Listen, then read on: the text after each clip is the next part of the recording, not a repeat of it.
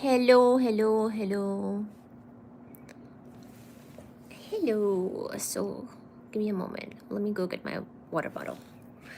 And I will see you very soon here and welcome you to the chat. 1 second, please. Let me make sure that the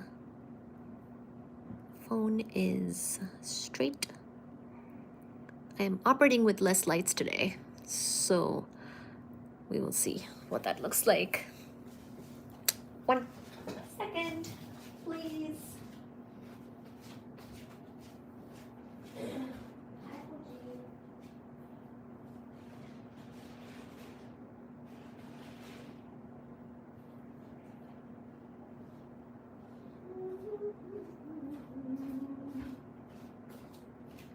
It has, of course, been very cold in Boston recently.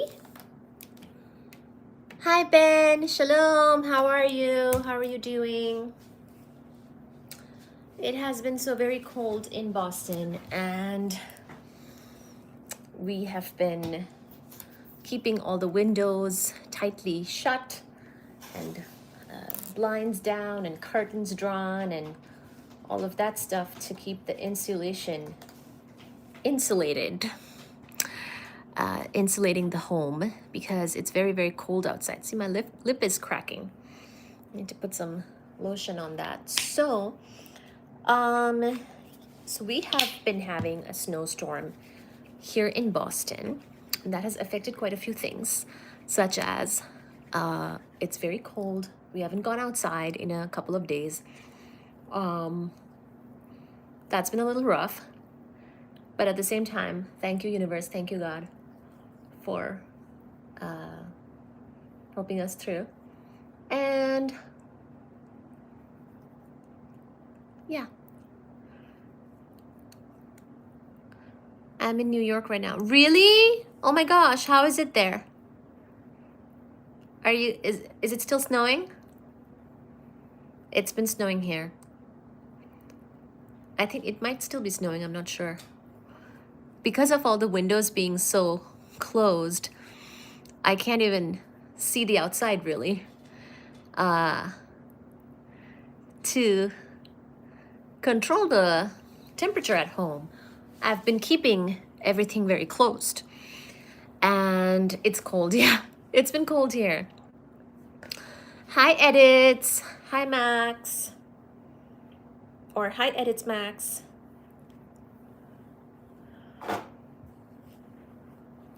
Hi, Taz Little. How are you guys?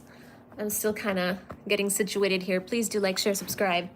We're about to start a physics live. I'm putting some socks on and some lotion on in the meantime because it's been so cold and we have been a little bit just kind of working around that. We need to talk about your gravitational attracting force between us. Okay. Hello, Joshua. Hi, Chinmay. Ben says feels like 2. I think it's feels like very similar to that here. You look like you eat what? Snickers as in like the chocolate, the candy. Hello, Chinmay again. New to the channel, just now subbed and like, thank you. Hi, AHS. Hardeep Singh, my Punjab. Hello, Casey. Oh, hi, how are you doing? So if you're new to the channel, yes, please do like, share, subscribe. Can we get 10 likes? What we do here is... Your ring is nice. Oh, thank you. Yeah, this is that moissanite ring that I told you about, which is a brand that I sponsor, which is a brand that I endorse, as in they sponsor me. And then this is just a crystal ring that I got myself at some point. But this is that round moissanite. You look like you were long. Okay, I'm not sure what that means, but okay. Hello, Joshua. Hello, shy guy. I bite my lips when I'm nervous. Okay, shy guy. Hello, Mac. You should crawl back. Okay. Interesting comments. I know I already have one for my wife. Oh, thank you, Ben. Good job. Hello, Matthew. Leave it. How are you doing? Okay. Somehow the lotion did not help my lip situation at all. What can I say? It's been cold in Boston. It's been very cold in Boston. It's been snowing a lot. And I have not gone outside in a couple of days here, in a few days.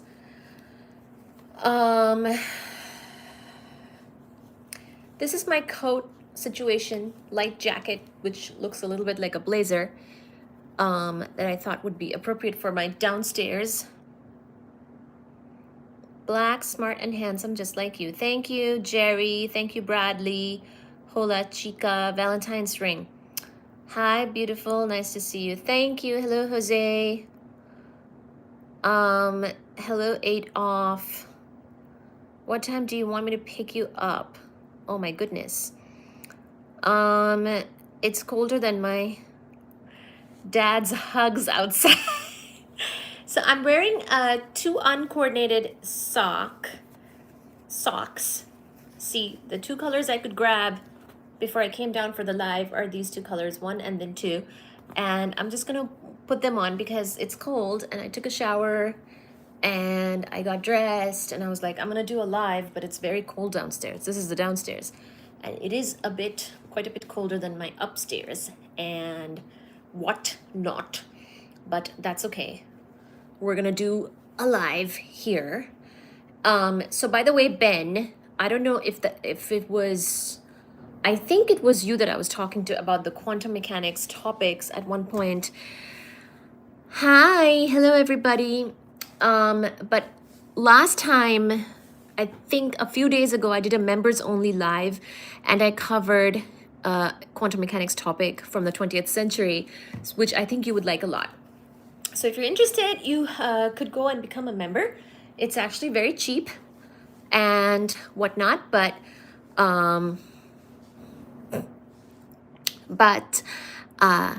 tonight we will cover also quantum mechanics, kind of continuing from where we left off in that live, which I guess you wouldn't have seen if you did not become a member, but that's okay.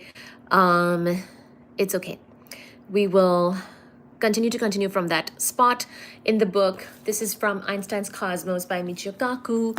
We are covering some quantum mechanics tonight, and it's a very nice topic. It's very interesting, so I hope that you stick around for that after I share the live and whatnot, and we can discuss and we can answer any questions, and it should be a lot of fun. Hello, Bradley. Hello, Jerry. Hello, Half Cereal. I haven't seen this much snow on my phone since lots of coverage of the snow. Hi, Fried Rice Lover says, hi, Astro Girl. Hello. Okay, so now I have my other sock is on. So with all my socks being on, we will get started very shortly. Can we get 10 likes? So, okay, I see Ben is saying amazing book, and then Lando. Oh, Lando is here as well. Hello, Lando. So anyways, if you guys are new to the channel, we discuss physics, astronomy, astrophysics, cosmology, as well as my face presenting those topics to you with my voice, and then also kitty cats. So that's the channel, and often the kitty cats will also be part of the discussion here. So you get to see them and whatnot. In fact, I'm checking on someone right now. Hello. Oh, my baby Fuji. They get their snacks, and I, do all that as well. Brian Cox, yes. So, anyways, we have discussed a lot of different authors and different books on the channel, lots and lots of topics, including but not limited to, of course, general relativity, cosmology topics, expansion of the universe, dark energy, dark matter. And then currently we're on the topic of the 20th century modern physics, which of course includes quantum mechanics. And we got started on this a few days ago, a few lives ago. And thank you. Oh my goodness, Ninja has done a super chat. Thank you so much, Ninja. You believe vortex math unlocks free energy. I'm not sure about that, but thank you for the question and the super chat. So we a couple of lives ago, we started with the 20th century topics of relativity and how that kind of mingles with quantum mechanics and the lack thereof and things like that. And so that's what we will continue tonight. I've read a lot of those books when I used to hit the bookstore. I don't read books, they ruin good movies. Hello, thanks Ninja. Hi Ben, what did I miss?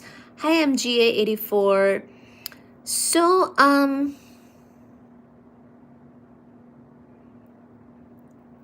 obvious red flags. That's funny, half cereal. So once again, thank you so much for doing a super chat to Ninja. I have to figure out what this vortex math thing you're talking about is. I'm not sure I know. And free energy. Your question is, why is it so cold? Yeah, it has been really cold, hasn't it?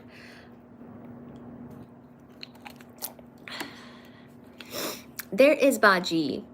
Oh my goodness. So guys, give me a moment. I'm gonna share the live, make a goal, and all that settings stuff. So give me a couple of moments, and please do catch up with each other and dominate the chat. And can we get 20 likes, please? Is the black hole frozen? I used to live in Jamaica Plains. Oh, nice. You ever do PG 13? I don't know what that means, but okay. Interesting crowd tonight. Rajeshwar Ray is saying, your love knows. Okay. They say Nikola Tesla. Okay. Oh, I see. Okay. All right. So if you have not subscribed, please do so now.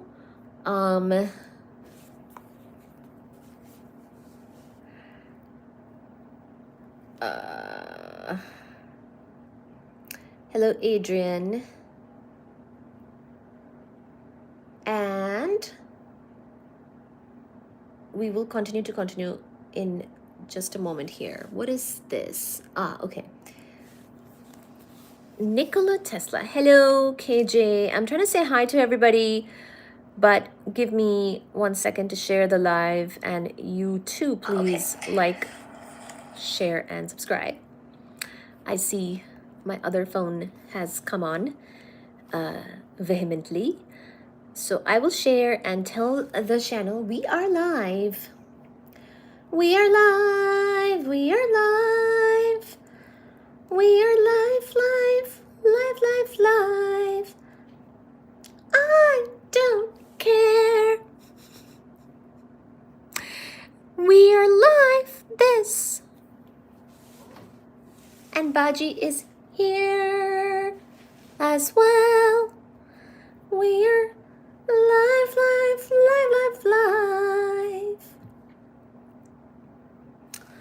I don't care for this rather tangled hair. Baji is the co-host of this live. We are live. We are live. Are you ready for our live discussion? We will talk about quantum entanglement. There's a 99% chance. What? We're live. We're live. We're live, alive, live, live, live.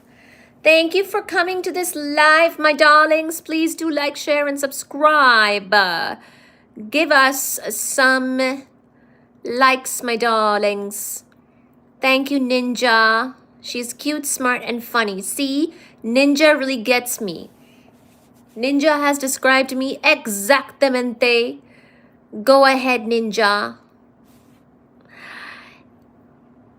La la la la la la la.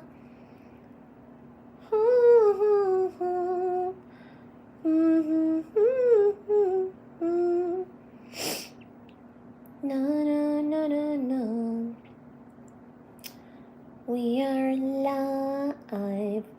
We are live. I am making a goal, guys, and I do appreciate your help with my goal. Start goal. Next, I will do the live settings. Then we will start. So, hi, Bahari. What about 500 or 400? You should definitely do $500 and $400 super chat. Go ahead. I appreciate you so very much. There's also PayPal in my description, as well as Venmo and Cash App. I updated all my links this weekend. I also did my taxes this weekend, as in I got them started because I want to get the discount through TurboTax. I do my own taxes. So yeah, I got that started as well. This is a friendly reminder that you should do or start. You don't have to finish them, but you could start your taxes in January because generally you get a discount because the CPAs go absolutely not so crazy. Closer it gets to April when taxes are due in these United States of America. Okay, now we will move on.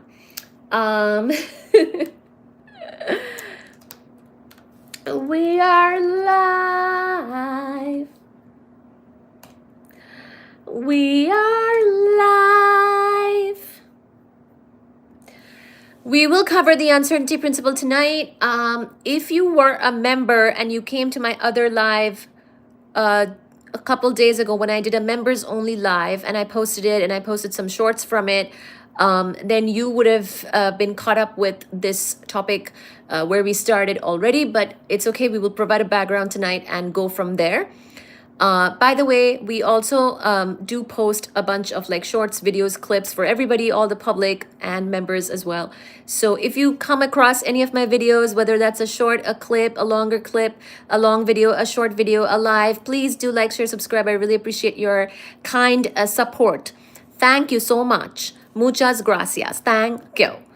So with that, hello, Abraham. Hello, my darlings. Hello, everybody.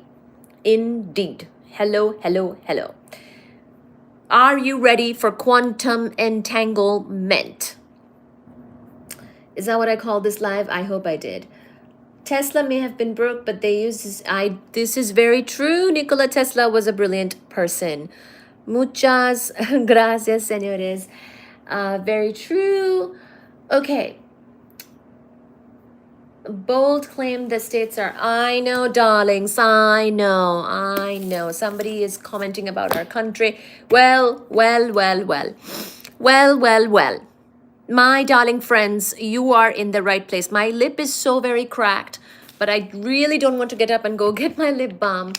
I've been putting some sunscreen on it because this is the lotion that's downstairs here. Should I go get some?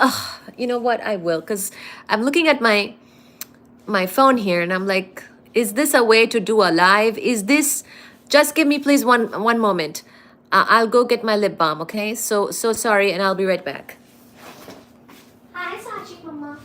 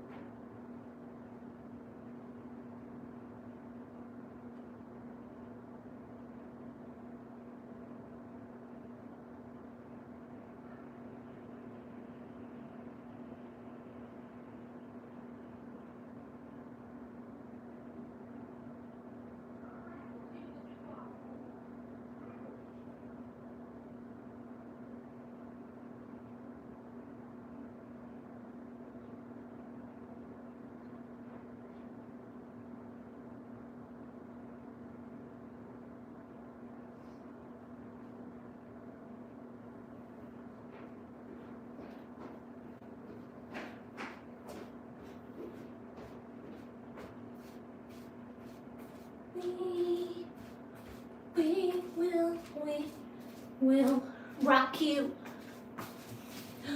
Hi, Baji.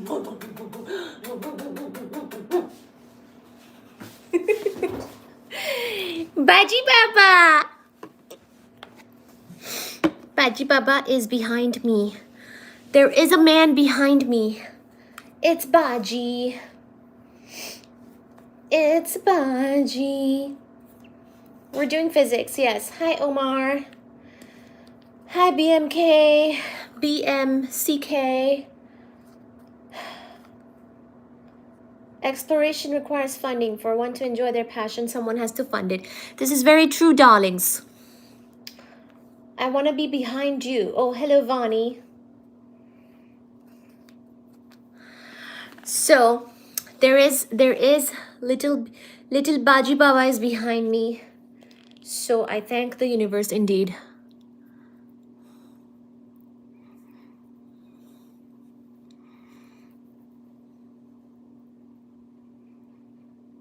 Hi, Ari. Hi, Vani. Hi, MGA. Hi, Ben. Hi, Rajeshwar. Thank you so much for the gift, by the way. I didn't thank the gift person. Where are you? Scooby-Dooby-Doo. Where are you? Not you, the gifter. I'm just singing a song in general. Knew that was coming. Ah, anyways, who did the gift? Can you do it again so I can thank you? Where are you? Hi, Booga Booga. Oh, Bat Boy. Hello, Bat Boy. Hello, Bat Boy. A bat who is a boy who is a ball that goes on a bat. Hi, Bat Boy. Bat Boy, not Bad Boy. Bat Boy has done a gift. Thank you so much, Bat Boy. And thank you also for the super chat, my darlings. Where have I been? I've been in Boston, but Boston has been very cold and snowy. And I was kind of sick, actually, and I have been recovering. As you can see, I look kind of tired. And I have been on the mend, hopefully. I've been having some issues. It's also been very cold. I've also been working on my taxes because I'm going to owe taxes this year because, you know, my kind of situation changed and job and business and all that kind of changed. And so I will be owing taxes. So I wanted to get a good estimate of exactly what money I will owe and all that stuff. So I started working on my taxes this past weekend, and that took a long time. And then I also sat down to cut my expenses and figure out where I can cut and where I can call and be like, hello, I'm leaving you right now. Please, excuse me, hello. Please lower the bill or I'm leaving. In fact, I've left. Hello, I am gone. Goodbye, sleep tight. So at least once a year, I do that where I call pretty much every I don't even subscribe to many things, like I don't have any Netflix, Amazon, those types of things. In my current lifestyle, I actually don't need those things either. So that's really nice. I'm grateful. Thank you, universe, and thank you, God, and thank you, indeed.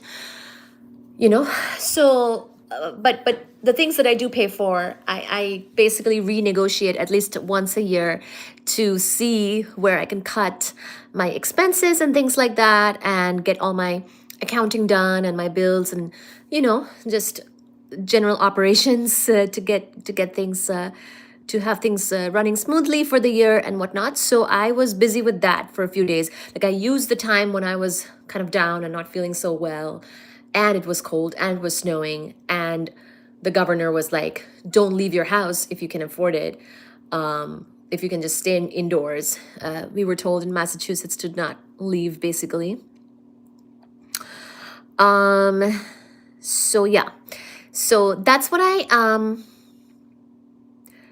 that's better. And AI. Don't renegotiate your internet. You're buffering. Am I really? Don't joke with me. Do not joke with my internet. I'm very money and taxes savvy. At least I try to be. At least that's my intent. I'm learning all the time. I also blog about this, like personal finance and things like that. So like, okay, so this is Vaseline, by the way, Vaseline. I also brought this down. This is also Vaseline. But pretty much, I try. New England girl, awesome. Yes, I am. I got fired from Amazon. Oh. Girl, I'm serious. Serious about what? What do you mean? You're serious about my internet? Hi, Ninja. Thank you, Ninja, for the super chat. Is the job market hard, everybody? Ninja is asking to all of you all, is the job market hard, everyone? So you guys, when you are chatting here, I guess my lip is just going to be cracked. You can respond to this question, everybody, is the job market hard? When I meet people that have just graduated from something, like they've just graduated from their undergrad or master's or something, those people are reporting that the job market is kind of hard. Yes, that's what I've heard. I'm not a super recent grad myself, and I don't do a regular job anymore. So I do contracting and consulting and content and stuff. So I kind of work for myself, and so my whole situation has drastically changed, and money and taxes and everything has changed, and I'm still learning, and I'm still within about a year of when all of this happened. And so this is my first filing of taxes with that new status, and so I'm getting sort of hit with a tax bill because I also did a anyway, whatever. Those are probably too much details for what people would care for, but pretty much, yeah. So anyway, because of that, I got ahead on my taxes, but I did want to remind you guys that if you're in the US and you also use TurboTax, I might share my referral link with you too. But more than that, if you get it started in January, you'll get a discount. The longer you wait to start, like you don't have to finish filing your taxes, but if you just start earlier, then generally you get a better discount. So like even with my tax filing costs, I try to keep them low. I try to keep all my costs low, especially for things that are not, bringing joy. They're just a bill that I have to take care of. You know what I mean?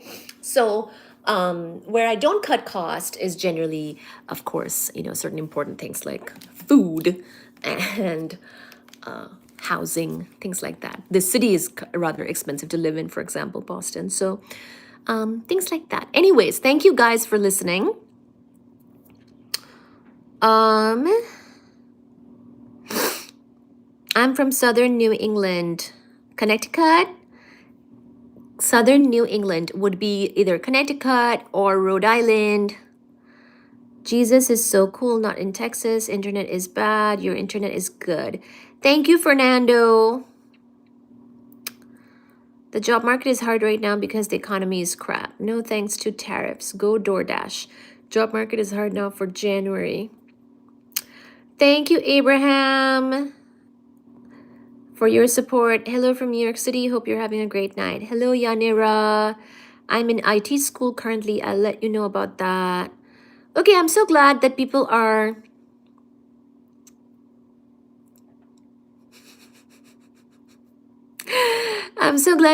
responding. I know a physics major who should be working in NASA. I'm hoping she'll reach out to me and ask me for a coffee. I hear that there's a talent acquisition crisis. Hello, Tyrone. Donate $2, everyone, Ninja. Thank you, Ninja, for that excellent message. Hello, Omar. It's easy filing your own taxes. I do like to file my own taxes, yes. Somebody's asking if I'm Russian. Hello. I do my own taxes as well. Are you married? Indeed, I'm not. And therefore, my taxes are quite simple, at least compared to what they would be, I think, if I were married. No one wants to see your nostrils. Hello, Damien. Grr. Damien. Grr. Hello, Damien. Grr. No one wants to see my nostrils? Actually, my nostrils are world famous. My nostrils are world famous and everybody wants to see them, actually, including your mother. Including your mother who needs to park the car.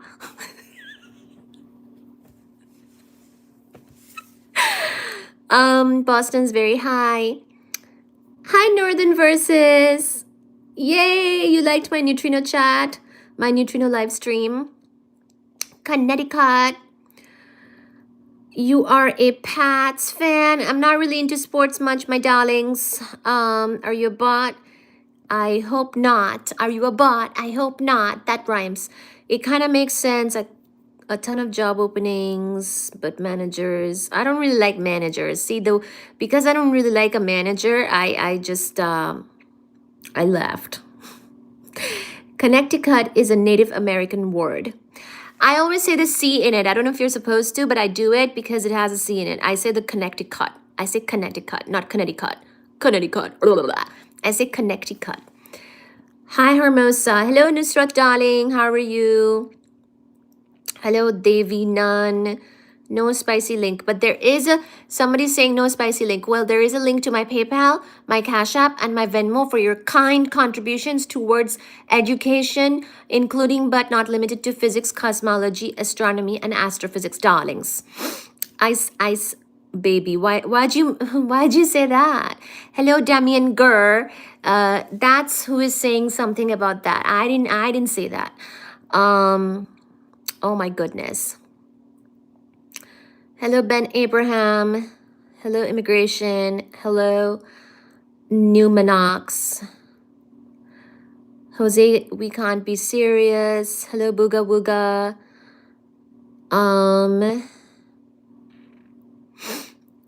What if we want to see your nostrils?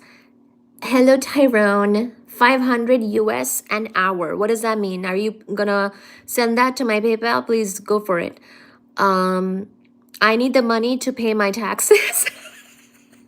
Which I'm laughing, but it's not funny at all.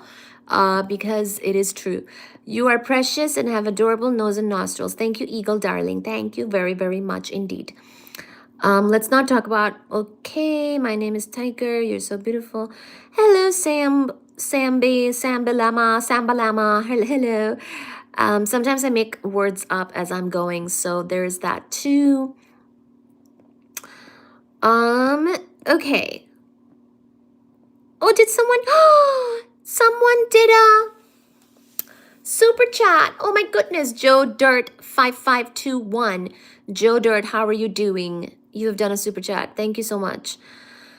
Your thoughts on 3i Atlas, why it's behaving. Oh, do we have to talk about that? But thank you for the super chat. I like hand food from India. Food that you eat with your hands? Yes, I eat Indian food with my hands. You got a new sub just based on your adorable nose. Well, thank you, Eagle. See? People like my nose. I feel like there are two types of people in this world. Some who like my nose and some who do not. I meet both on this channel and that is okay. Now we will continue with the actual topic of tonight. Are you ready? Are you ready for the 20th century, the most richest, most amazing century for physics in the recent past, given it was only, last century and it had a lot happening in that century. So we have been talking about it. We've talked about relativity, we have talked about quantum mechanics, and we will continue with the topic of quantum mechanics tonight. Gordo is saying, and your cute face. What about it? Joseph is saying, love your hair. Thank you, Joseph. Thank you, Afra. Thank you, Emperor. Hello, Ari. Your nose is quantum entangled. I hope that my nose is quantum entangled with my face. Yes. Thank you for the 50 likes. Thank you, guys. Do you have kids? I do, and they are feline in nature. And they like to park the car. One of them is right there, parked right there, behind me. And I'm his mother. I'm his mother, and we like to park the car. In again. In Boston.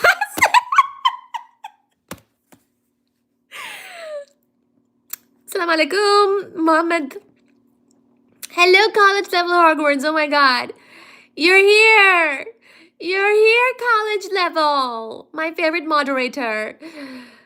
I can say it while the other mods are not here, that college level Hogwarts is my favorite of all time. Thank you so much, darlings. Thank you for the gift, my dear, whoever that was. Who is this gifter? Let me see. Hello, Emperor. Thank you, Emperor, for the gift. Thank you, Emperor, again for the gift. Hello, Ben Abraham Steinment. Quite a name, Ben. And Ben is in New York right now. Beautiful cat kids. Thank you so much. Grab your sweater and get in the car. In the car. Sweater. I need chapstick. I put on some lip balm. I put on some lip balm. But there is too much dryness in this apartment. Hello, Newman Knox. I have a cat too. Maybe we can intermingle. Said somebody. Okay. Salami, ishq, ishq, ishq. Hello, Tough Duff. Absolutely love that you crack yourself up. World needs more people like you. Thank you for being you. Thank you, Eagle. Thank you. It's my favorite hobby. It is. I've been doing it since birth. It's my favorite hobby. I was an only child. Not really. Not really. Not really. No, not really. I do have a sibling, but I was an only child.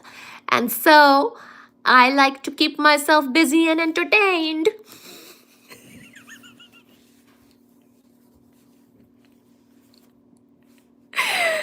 Khakis, khakis, khakis. New Jersey. Schrodinger's, yes. Who you been kissing? Just my kids.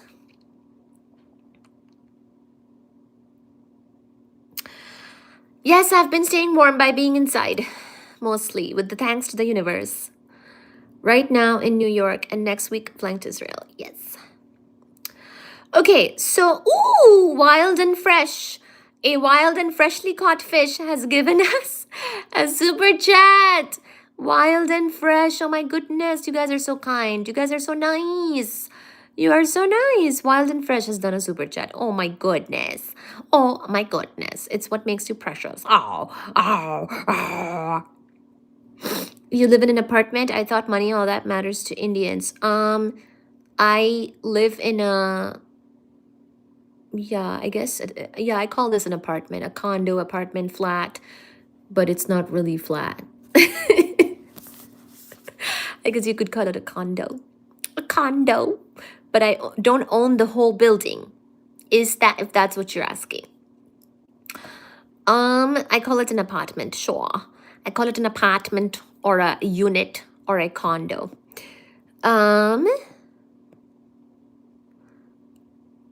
You were not an only child, you were a lonely child.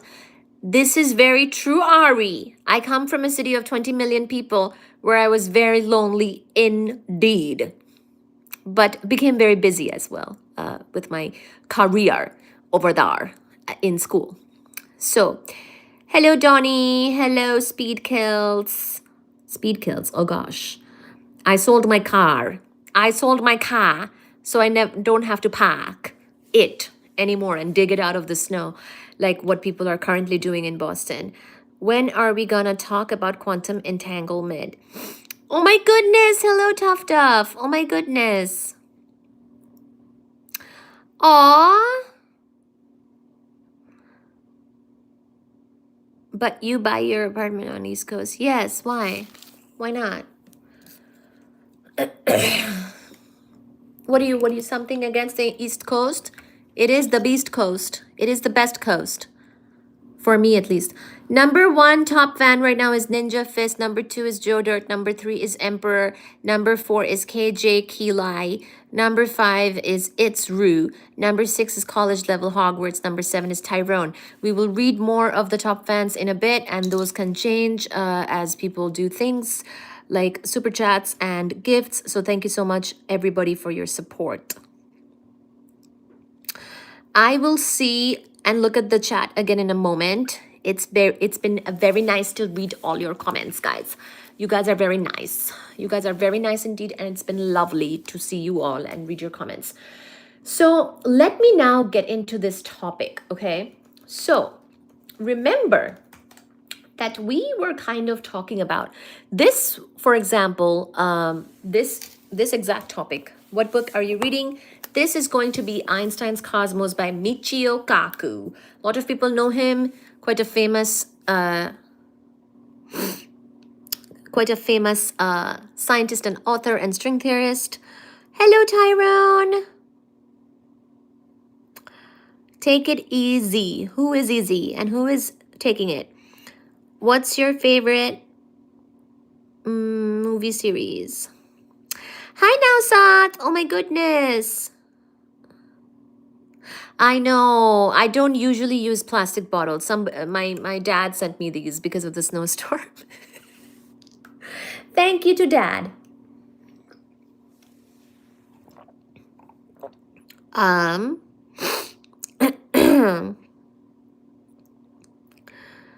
Very beautiful. Oh, thank you, Asim. Tyrone. Hi, Renal. He was my intro into advanced physics, Michio Kaku. Yes, so a lot of people, for example, know him for string theory. And we have covered string theory and sort of its, what it's about and what are the limitations and challenges and certain interesting things about it and whatnot in a number of these classes, a number of these physics lives.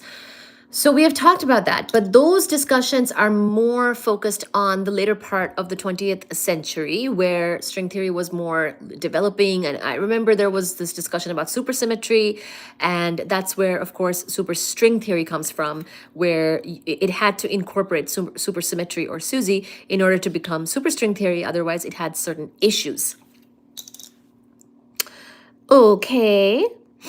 I see you're a fan of science. The cold must be gnarly over there in Boston. So,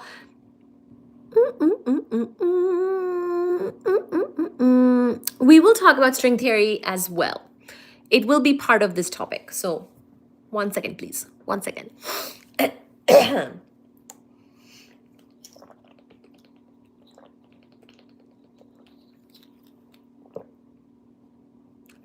So, if you see in the past, we have a number of string theory lives. And remember that string theory is, of course, motivated by trying to obtain a grand unified theory or a unified field theory. Those are the same things, basically different ways of calling them.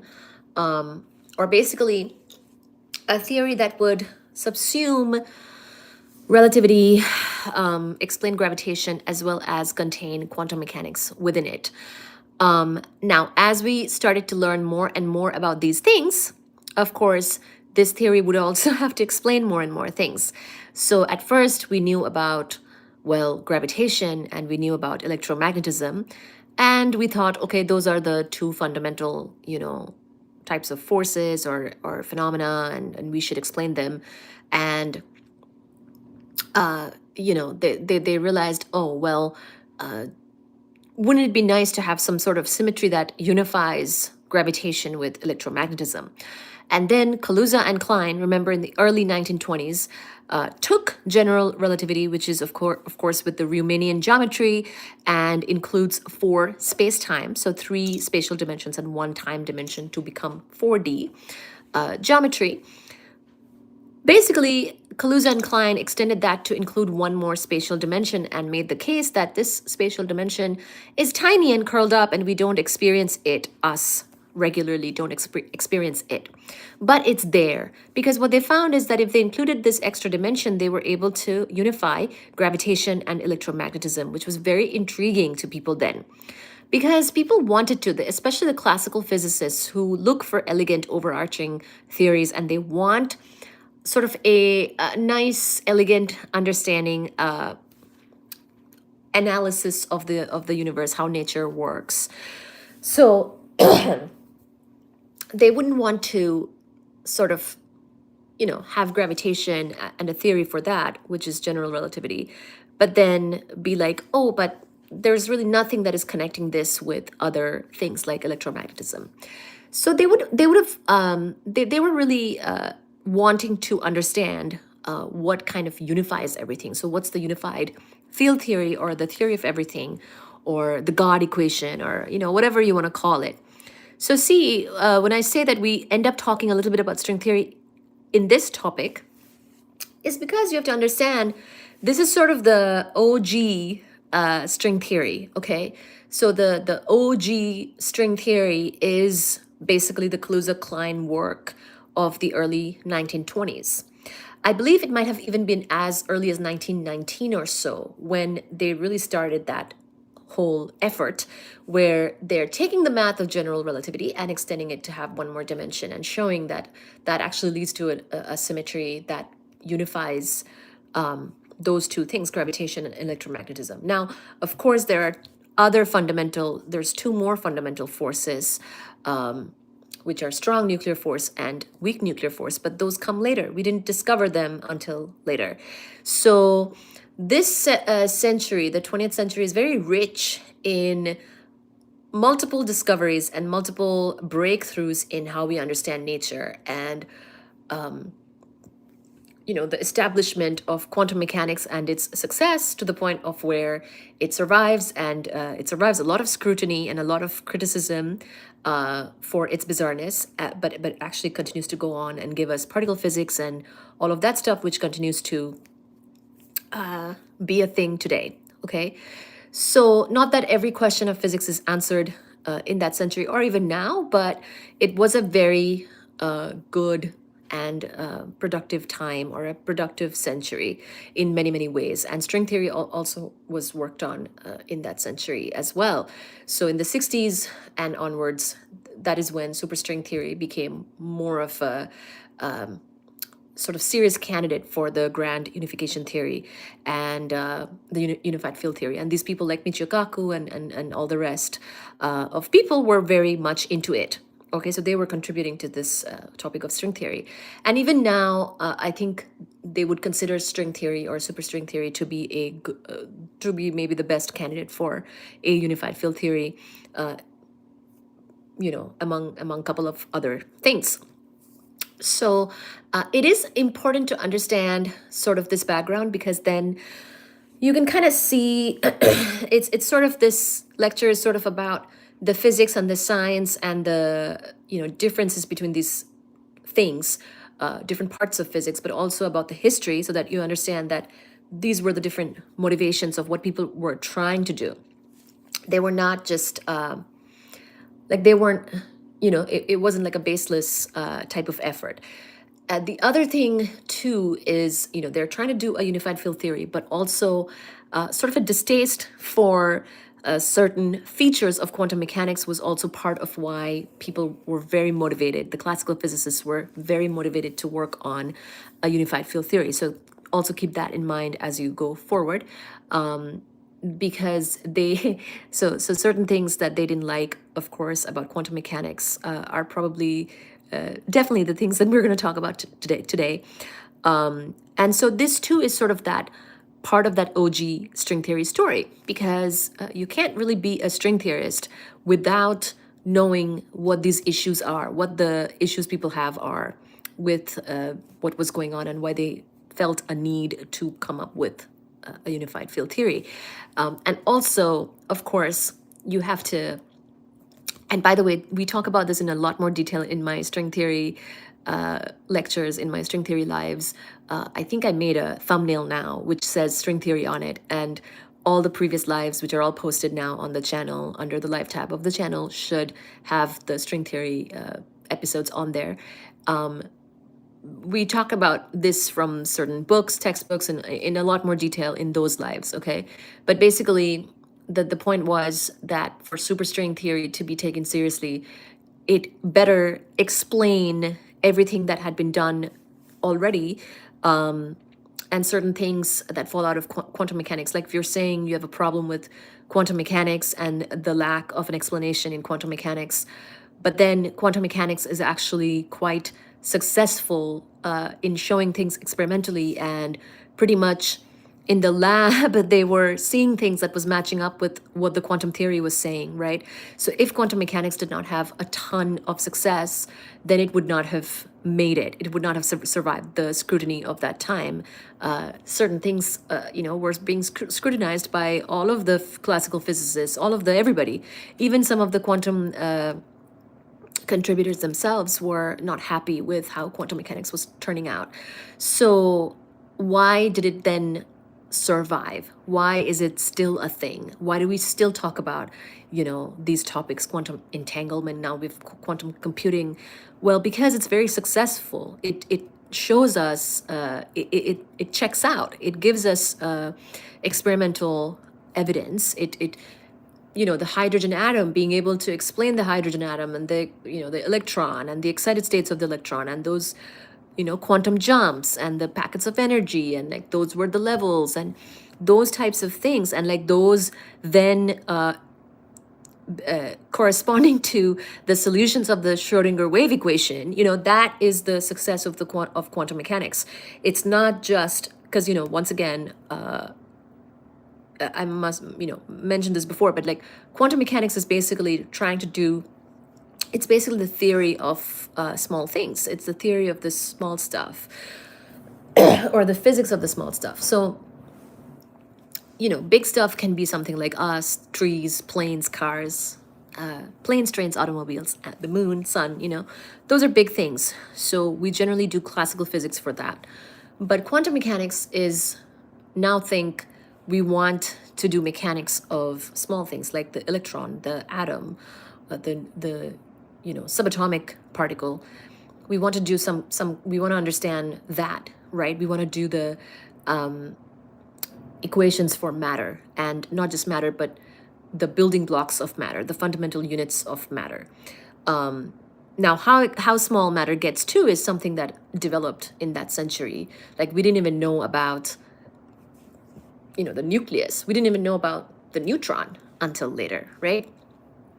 Then turns out that protons and neutrons further break down into quarks, right? So basically, quantum mechanics opened up a whole plethora of different types of particles and a particle jungle, which again, a lot of people didn't really like, because they were like, well, all we do is discover more and more particles and more things that these things break down into, but we don't know why. And we don't know like what unifies all of this and puts it under a single unified theory. So but the thread that I was on, basically we want to write down we want to have some kind of formalism or equations for particles, for an electron, let's say, right? So Schrodinger did that. So I covered this in my previous live, which was members only, but I'll just summarize that. So basically Schrodinger, why he's so famous is because he was really the first person to write down this wave equation for a particle, for a small thing, right? And de Broglie was the guy, de Broglie. So DE space BROGLIE, de Broglie. Okay, de Broglie was the guy who suggested that just like light has wave-particle duality, matter can also have wave and particle duality. And so if matter has if matter has a particle nature, like obviously matter is made up of particles, then those things can also have a wave nature. And Einstein was actually quite fond of this idea. He was like, okay, that makes sense. So this notion of matter waves came to be because of de Broglie. He's really the person who said that maybe we should consider matter waves, okay? But then Schrodinger is the one who wrote it down, and he wrote down the first sort of wave equations that we know of for matter to represent matter. And what is more, so that's the quantum mechanics, that's the quantum theory part. Like when you write things down to explain or describe something, an equation that tells you, for example, the position of the electron as a function of time or a function of time and space, right? That would be sort of like an equation, a wave equation, and we would call it a mechanics or a theory, quantum mechanics. But then when you also see that that matches up with what you're seeing in the lab in terms of what happens with the hydrogen atom, that is where you get a very successful theory, because your quantum mechanics theory now matches up with what you're seeing in the experimental setups. So because that happened, it was very successful. Now, of course, afterwards, they realized that that wave equation was not actually the wave equation.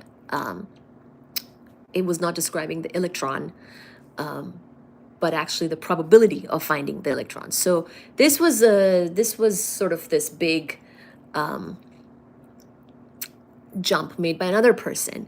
But even Schrodinger, when he was writing down the famous wave equation, did not realize that that wave equation would then turn into a probabilistic kind of thing. And actually, the wave equation did not describe the electron, but the probability of finding the electron. And therein comes the probabilistic nature of quantum mechanics, which nobody liked. So this is what I also want to stress, is that this is the first time really when in a formal physics theory, people were, the answer you got was a probability, or it was a probabilistic solution, okay? So you don't know exactly where the electron is, but you are given the probability of finding the electron, and that follows that wave equation, and it basically, what do you call it? It disperses out into the universe. So it's not the electron dispersing out into the universe, because that would be weird, because we know that electrons are localized things. It's not that a new electron left to itself just disperses over the entire universe, but actually what's dispersing or sort of collapsing, wave function collapse or whatever, some people asked on the channel, that thing is being done by the probability of finding the electron, okay?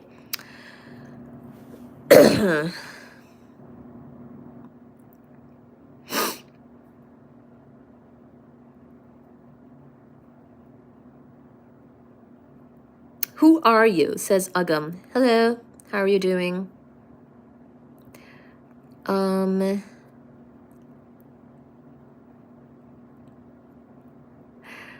Aw. So I'll keep going. So basically, this probabilistic thing happened. The probabilistic theory of the fact that quantum mechanics is probabilistic, that happened. Then, that was a major development when people were like, okay, this is actually a probabilistic solution. The wave equation is actually giving you the probability. And then that was further formalized and quantified. So if something is probabilistic, then there is an uncertainty associated with your answer. And that uncertainty, turns out in quantum mechanics, is intrinsic to nature. It's not just an uncertainty because you did not measure something correctly or precisely enough. It is because intrinsically there is this uncertainty, and there's a way to quantify that uncertainty. And so Heisenberg then gave us that. He was at first very confused by, like this probabilistic stuff wasn't like a great news to all of these people. They were definitely struggling with how to, really wrap their brains around that, and basically how to really treat it and deal with it. And then he understood sort of the physical nature of that uncertainty, and he quantified the uncertainty, and that is now called the famous uncertainty principle. So we will cover that as well from the book tonight. So sort of I wanted to summarize for you what we had been kind of covering, and along these lines is what we were taught in more detail. So if you have a chance to go check out the members only live, then you can, but otherwise you stay here and listen to this topic here tonight on this live. But basically, these were the things. Okay, so we're going to talk about the uncertainty principle, but it's also important to understand sort of the progression of what was going on, which led to this. Okay, because it can be really confusing. If you find the topic of quantum mechanics kind of confusing, just know that they also found it confusing. The people in that century, there's some very smart people. It was confusing, and to come up with it and write things down for the first time, it's not easy. And exactly when they wrote things down, exactly what truth in nature it corresponded to, it had to be kind of iterated on. It, Schrodinger's wave equation was sort of the first iteration, and then we understood further about what they actually meant in nature. What they meant in nature was not the electron's position, but the probability of finding the electron. Okay, so this took some time and some effort and some iteration, and this is often the case with science, is that you have to kind of do things, write things down, and then you have to iterate and you have to revise your work. And sometimes that can be upsetting to people. I think Schrodinger was pretty upset, and a lot of people were really upset about the probabilistic nature of quantum mechanics, but they had to kind of deal with it in the end because it was a successful theory marked by success in experiments. Okay, so that's my little spiel for you tonight. Before we start the book,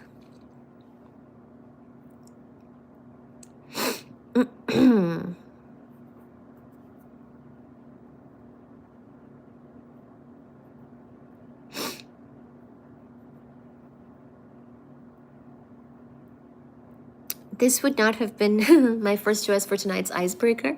Oh no, why not?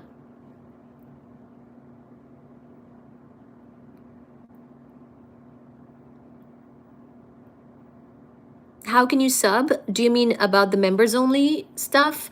So I think you have to go to a browser and then you have to join my membership, join my channel's membership. You should already be subscribed, hopefully. Please do like, share, subscribe. That's completely free. Like and subscribe, But then I also have a membership, which is very cheap. It's like a pretty cheap monthly membership just to support the channel. And I do hold certain members only lives, which are really calm and focused and, kind of nice in that way that I started doing. So if you want to become a member, then you can do that. And that would be another way of supporting this channel as well. So thank you for that. But if not, there's also these public lives. There's a bunch of public videos, shorts, clips, whatever. But I'm also going to be starting to add to the members only content for the members, for the people who do pay for that membership, like I don't want them to feel like they're not getting something out of it. And it is nice to have those more focused lives and focused content, because generally those people have certain niche that they're interested in. Okay, so feel free to become a member if you can. Thank you so much. That's a point of view. Schrodinger's cat. Hi, Eric.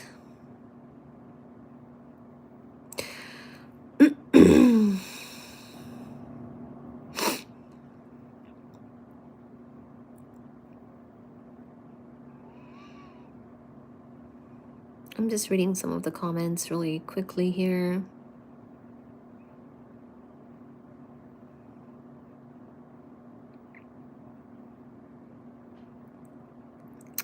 So somebody's asking who I am. I am Baji's mother, and I cover physics on this channel.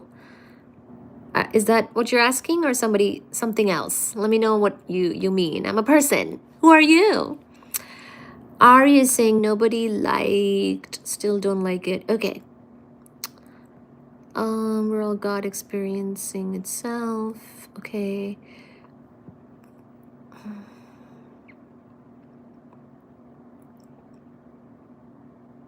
Cats are my favorite animals, yes. Ciao, Bulasima. Hello, Eddie. Electrons have to be bonded. Thank you guys for the likes and the subscribes, by the way. Really appreciate it. Hello, Ismail. Unification. It explains that all particles, despite their different properties, come from the basic entity. Yes, so exactly. So Ben is writing something, comments about string theory, which is good. Go for it.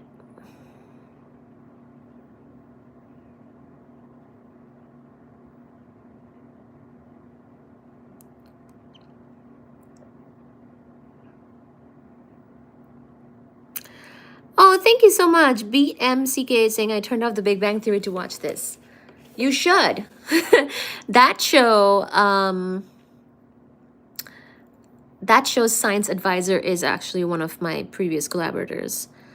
So we can certainly cover everything that they cover and more. Theory of everything, it attempts to merge quantum mechanics, physics of the very small with gravitation. Exactly. Thank you guys. Thank you guys. Put some lipstick on. Well, you know, if they send... This is the real Big Bang Theory. Exactly. If they send me lipstick to put on as a sponsor, then I certainly would. Are you ideas your own? Are you ideas your own? Okay.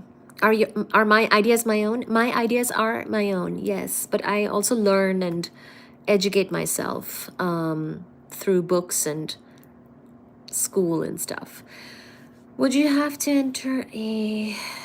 But I would think that my ideas are my own, yes. Edgar, thank you, Edgar, for the gifts. Really appreciate you. So yeah, if you like the extra dimension type of discussions, I have a lot of previous lives on it, a lot of episodes on that stuff. Chap lips. It's true, I do have very chapped lips. I tried, and they're still chapped. If that's the word. Is that the word, chapped? Chapstick?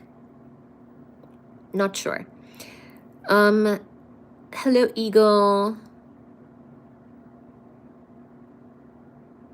Spaghettification is a real word. Yes. If it's not true, I'll probably get yelled at sometime over the next couple days. Does physics include math? It does. What do you mean yelled at? Hello, Tyrone. What was the question? So, sorry guys, if you asked a question that I'm not... Oh, I see. I have a genuine question. Do you look?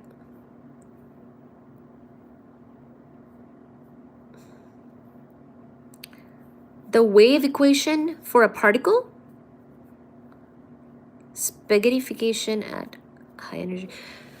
So, I mean, the word spaghettification to me resonates with black holes and tidal forces that we would experience near a black hole. And as far as I can think of, that's kind of different from the quantum mechanics stuff that we're discussing at the moment. They just wanted to write down an equation for particles, because quantum mechanics is... So think about this. Quantum mechanics is the physics of the very small, right? Like there is an equation for this water bottle, or for me, or the moon, or the sun, as a as a function, say the position of such an object as a function of time. You can come up with that classically. You can use laws of gravitation, and you can do that, right? But for an electron, what should be the equation that tells you its position as a function of time? That was sort of the question that people were asking, and they wanted to answer. And people were like, actually, you know what? It could be that just like light has a dual nature, wave and particle nature of light, maybe, and because remember, light having a wave particle duality is considered the old quantum mechanics, okay? So like, for example, quantum mechanics is not so new in the sense of, light having a quantum nature, that is also quantum mechanics. So even Einstein was a contributor to quantum mechanics, because Einstein, gave us photoelectric effect. That's what he won the Nobel Prize for. And that is quantum mechanics. That too is part of the quantum mechanics, right? So now people are looking at, the photon is massless, but there are other particles, like the electron is something that they know about, hydrogen atom. I guess there's a proton there, blah, blah, blah. you know, these things are also small. These are more like particles, right? Now we know that some of these things actually break down to further fundamental particles, but let's just say the electron, okay? The electron is a fundamental particle. It's a lepton. People were like, okay, you know how light or photons, basically light has wave particle duality? Maybe the electron also does, okay? Maybe the electron, which is a matter, also has a wave particle duality. So it has a particle nature as well as a wave nature. So why don't we utilize that and be like, oh, you know what? Let's think of the electron as being a wave. It would be a matter wave, right? So they did that. And then that was formalized. So there are some de Broglie equations for basically matter waves, which is sort of the precursor to the Schrodinger wave equation. And then Schrodinger was the one that just full-blown like wrote down the wave equations for matter, or for something like an electron, basically, just to be specific, because matter is really general. Like, let's say for an electron, you want to write down something.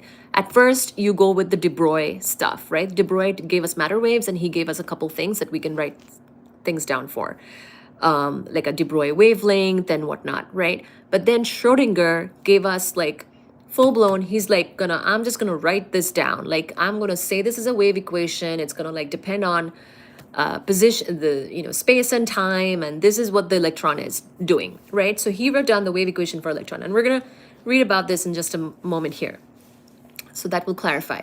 But then this was really good because the wave equation that Schrodinger wrote down matched with what they saw in the lab. It matched with basically what they were seeing for the hydrogen atom, and the electrons were like, remember how the electrons were like in our chemistry classes, we might have learned that the electron are in like these orbitals around the nucleus.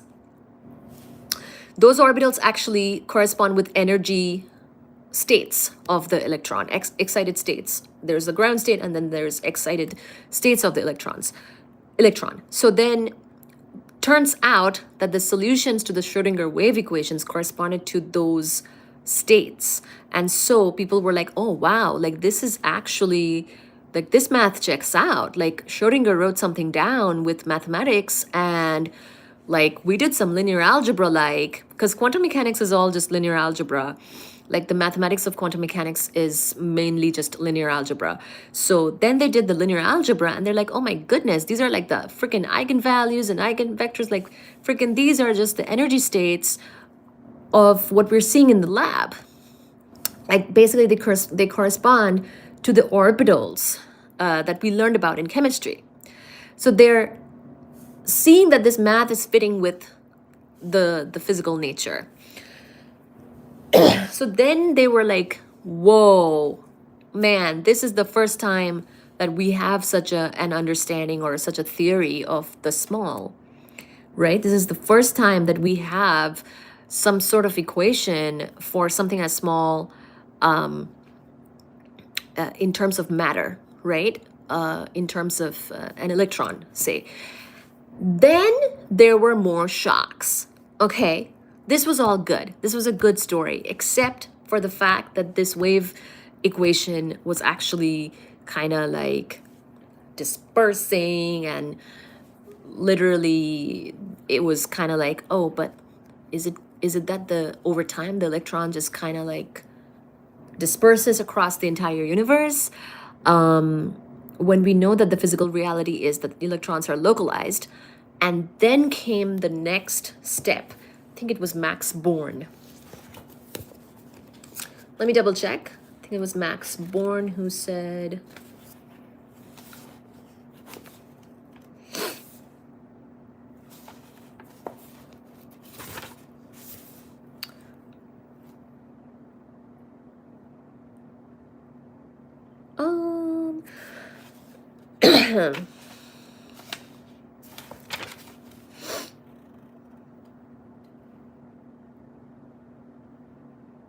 where are you?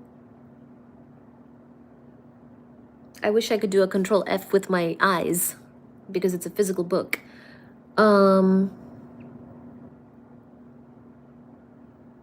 There it is. Max Born, who was also, by the way, friends with Einstein. Um,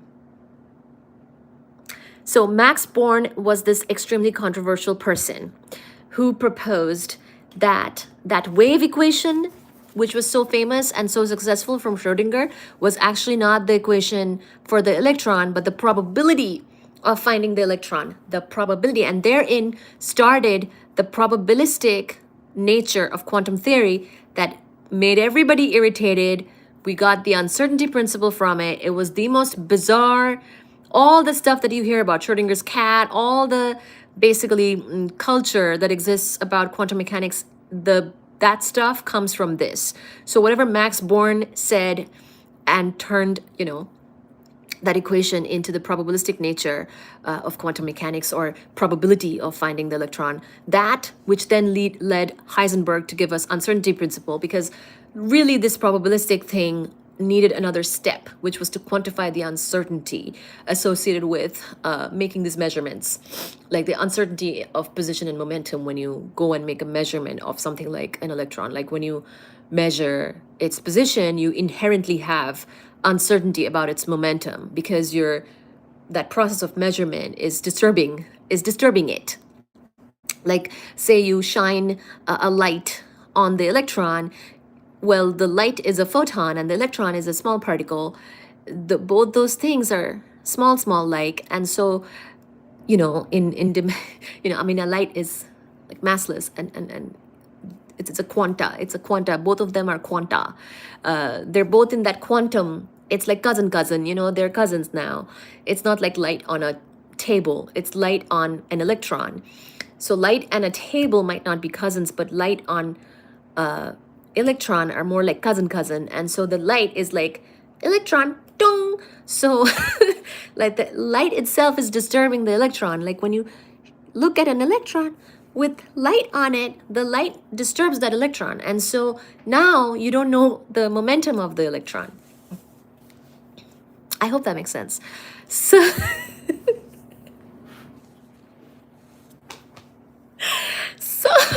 that's the uncertainty principle, guys. That is it. That's it. There is nothing more to it. So then Heisenberg was like, oh, well, shit. Like, this thing, it's true.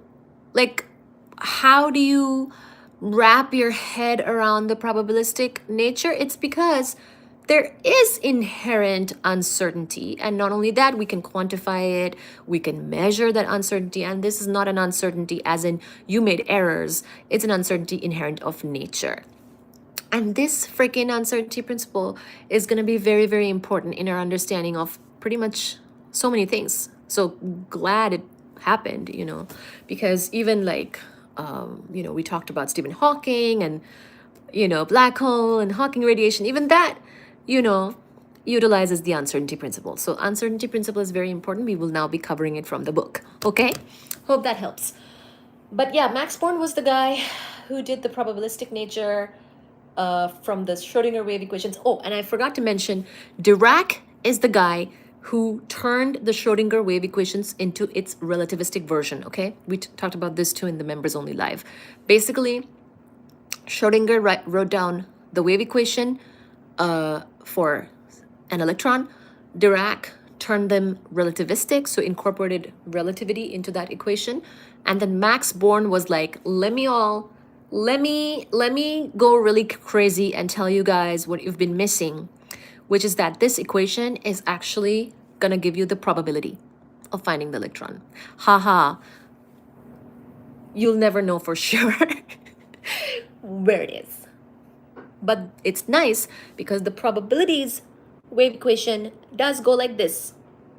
Do you see what I'm doing? I'm trying to make a little Gaussian. It does go like this. So, and so it's not like the probability does disperse over the universe. And so it's not, the probability of finding it far away is small. So it is still going to give you localized. It's just going to give you sort of this uncertain cloud of the electron could be anywhere in there. Okay. Still localized. Localized, but cannot be pinpointed. Okay.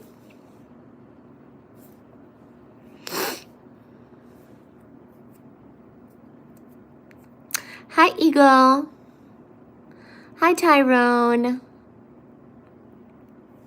I want to hear this explanation, but done by Charlie from It's Always Sunny.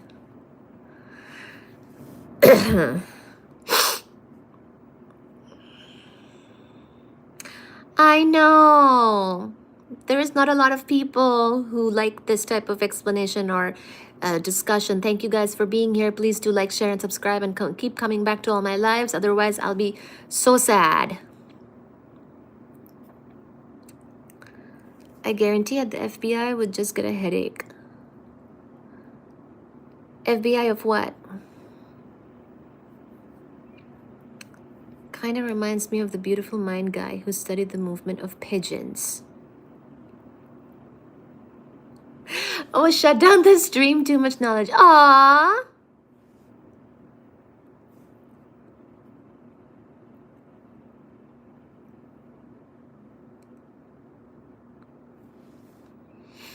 You like Dirac?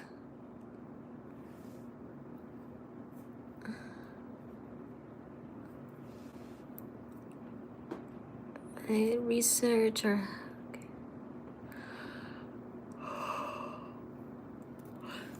Thank you, guys. Northern Versus is saying those historical connections you make puts it all into perspective. Thank you. I really love the historical flow of this whole thing. Like, I really loved learning it myself, and so I share it with you, and it's very nice. It's like really puts things into perspective of like, oh my God, this is what's good. Like in the classes, they don't really teach it like this, right? Like when I was first taught the uncertainty principle, it kind of just came out of nowhere. This kind of came out of left field, and I didn't have as much of a sort of intuitive understanding of it. Now, after like doing my own studying and digging, I'm like, actually, this makes sense. Like, this is how things were. Like, it's important to see the history because it's like, oh, they didn't get it right the first time.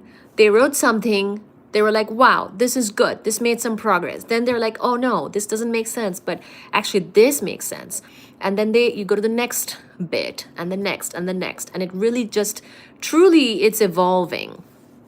And even now, right? Science is evolving. Nothing is, we could know something today and tomorrow there could be an update and things can change. We could find, what dark matter really is, or there's so many questions even now that we have to answer, so it's always evolving. And so it's good to have that approach.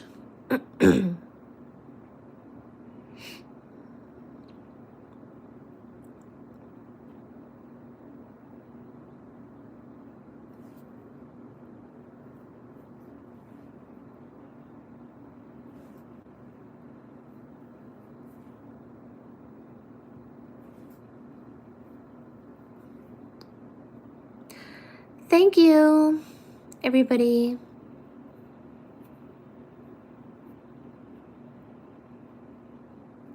You're probably crazy as if.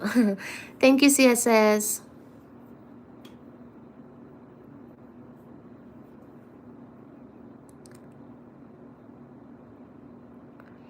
I'm glad you liked the explanation, Tyrone. Thank you. Do you think acids and bases are male and female? I don't know. I don't know.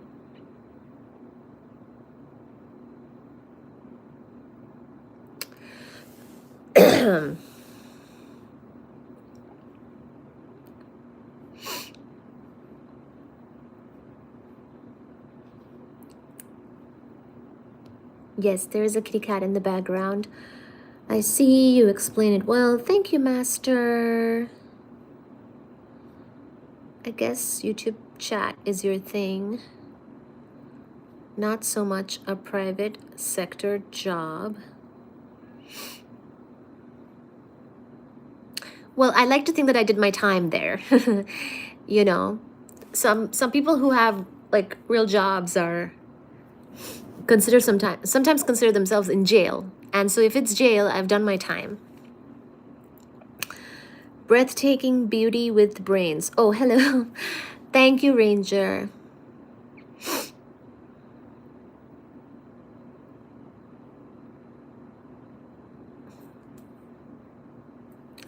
true about the jail. How often do you come live with this kind of session? Hi Vishal. So we do lives at least a few times a week. I had a few days off because I was not well and I had to do a bunch of other things. But we try to do a live like this at least a few times a week, and then we post clips and videos and shorts and things like that every day. And we also have members only lives as well now. Okay, so if you become a member of the channel, which is a cheap little subscription, then there's also lives that are for members only. Hello Vishal, how often do you come live? Okay, I said to you, we go live a lot. You should come back to these lives because then you will kind of follow the flow of what we're talking about. It's kind of hard to, you know, catch it in the middle. Basically, like if you're joining and it's your first time, it can seem like a little bit crazy, but I promise you it makes a lot more sense as you keep on going and keep coming back to the lives and get a feel for these topics. Okay, I'm a successful retired business owner and my brain just doesn't stop from wanting to know things. Same. I really like learning new things, and I found that that is best suitable in a business structure than it is in a in a job. But I mean, that's just my experience.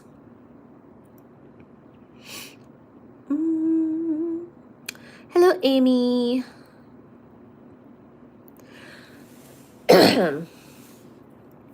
This kitty cat is Baji. This is my Baji Baba.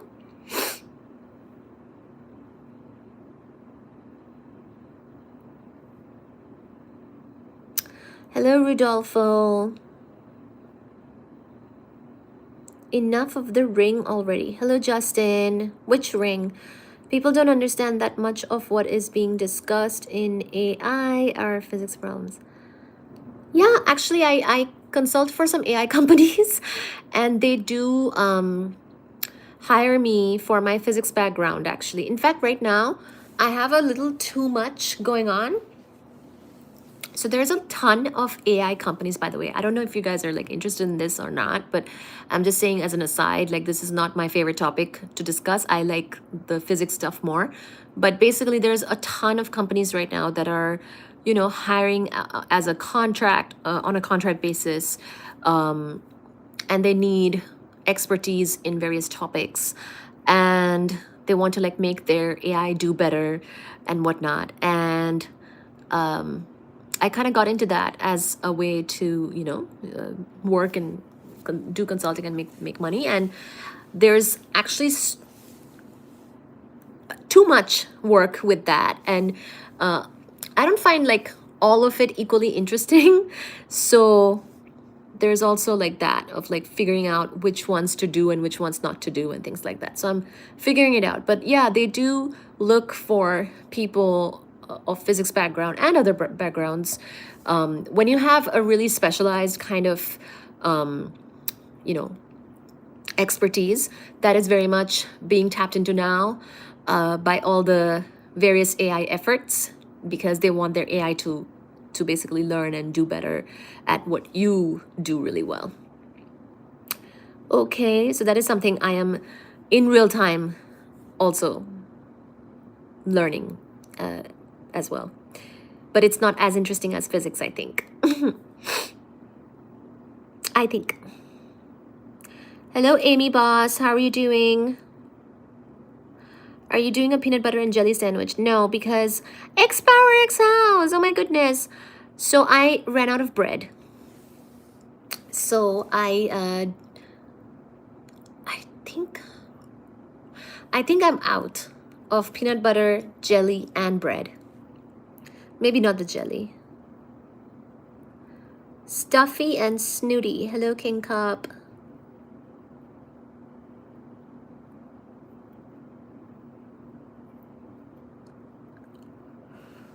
Google. Huh. Google what? Pen site and then secret files. Okay. Oh, all right. What will I find? I love how you love Baji Baba. Oh, that's B-A-J-I, Baji. Hi, Adrian. Adrian is asking, are you a physicist? Yes. 3:21. It's 3:21 in the morning. Does everyone know about your... What is BBL? What is that? Do you mean bibliography? I don't know what you mean, but I think if you mean bibliography, then you should be able to find mine, yes.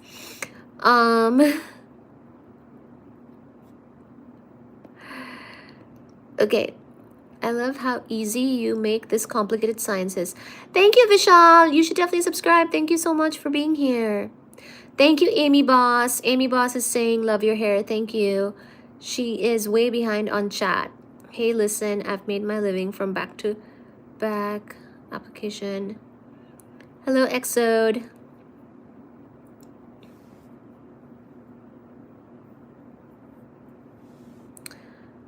I thought you were still in college. Have you ever consumed alcohol? Highly recommend nasal cleaning.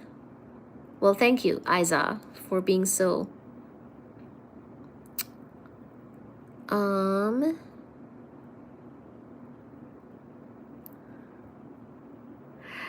AI is not ones and zeros, it's vector math. AI is training itself to hack systems. What do you think of theoretical physics and grand unification? That's what we're kind of talking about, actually. How do you feel about nature? Okay, so thank you so much for all the questions. Let me get back to some of these questions in a bit here. Thank you for the gifts, by the way. Really appreciate you.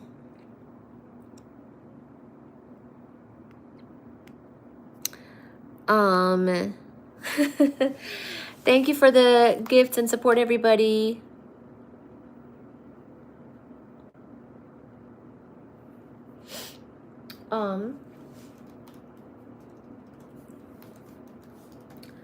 I have a super chat goal. I appreciate all your help with meeting that goal. I really appreciate it. Let me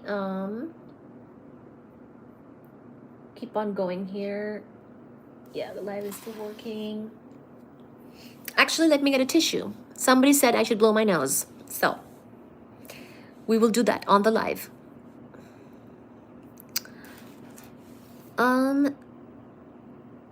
Have you heard about the recent experiment that resolved?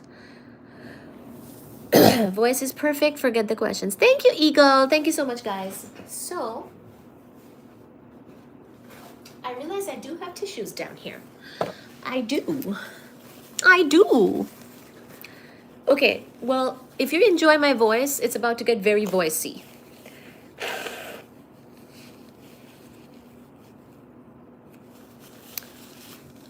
We will finish up the live with some reading now in a very soothing, relaxing tone.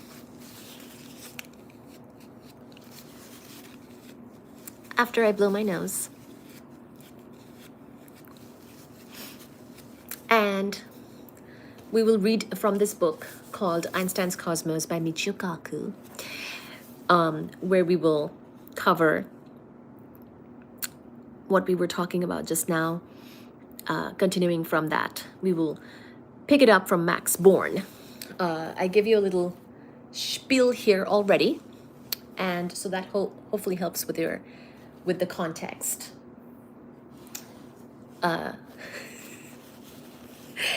Hopefully helps to set the background here, and I won't get too distracted by the comments anymore.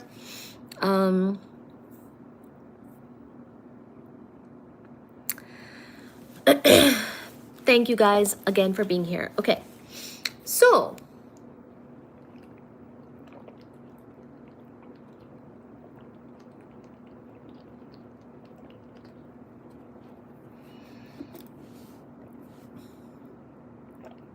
Schrodinger did a big thing. He gave us the first mathematical formalism way of writing down an equation which was representing the wave nature of matter, such as for an electron, and he gave us the Schrodinger wave equation for something like a small matter particle, such as an electron, which even corresponded with what we saw in the lab in terms of describing what was happening with the hydrogen atom, for example. So it was a great success. People started to have hope about, oh my gosh, we are formally, mathematically doing quantum mechanics. We are describing physics of the small. We're describing equations and writing things down and doing the math for things as small as just a tiny electron. This is the biggest thing with Schrodinger, okay? Not Schrodinger's cat, which of course, you know, it's a culturally something that became associated with the quantum mechanics, culture, I would say. But Schrodinger's biggest contribution was this wave equation thing. But what happens next in the history? Something was terribly wrong. So this is what I mean. Sometimes in science, you could do something really great and make a great big contribution, but it could be wrong. As in, it's still good, but it needs to be revised and it needs to be reviewed. This is why we do peer review. Whenever we write a paper, we report our results, etc. We do internal reviews, then we send it to the journal. It's peer reviewed by people who don't know us, etc. Why? Because great contributions can still have things that are wrong about it, and that's okay. Sometimes you can even publish the paper with what you have at the time, and then somebody else has to come in and write a follow-up paper saying, hey, actually you missed this. And then you have a little fight over it, and then everybody goes home and becomes friends again. Hopefully. Sometimes they don't become friends, but whatever. But something was terribly wrong with Schrodinger's wave equation. Finally, Einstein's lifelong friend Max Born proposed one of the most controversial solutions to this puzzle. So what was wrong?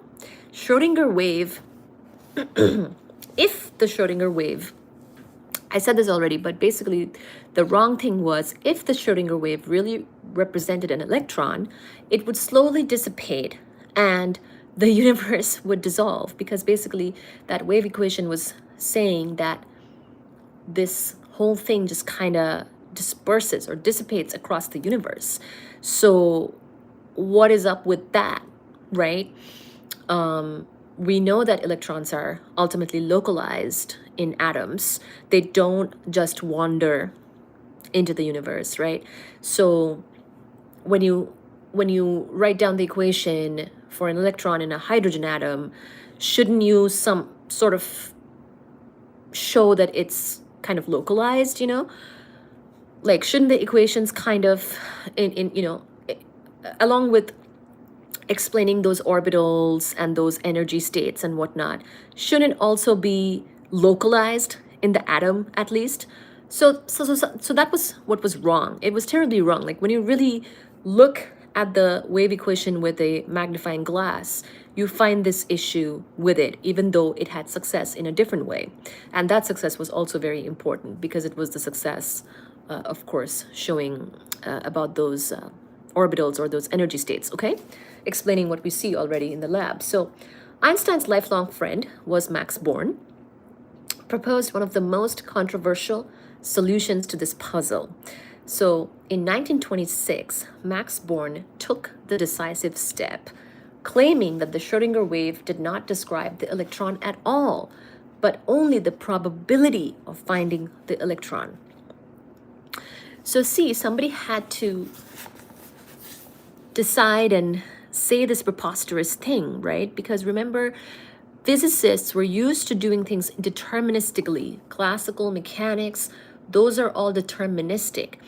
You do the math and you come up with an answer, and it's deterministic, okay? It's determined. There's no probabilistic nature to it, deterministic. So when you then say that we have an equation now which gives you a probability as your answer, that is sort of this, blasphemy or whatever, something really, something that people didn't like at all. Okay, and so Max Born was the brave one who basically took that heat and said, okay, it's a probability, I'm saying it, I'm calling it. So he clocked.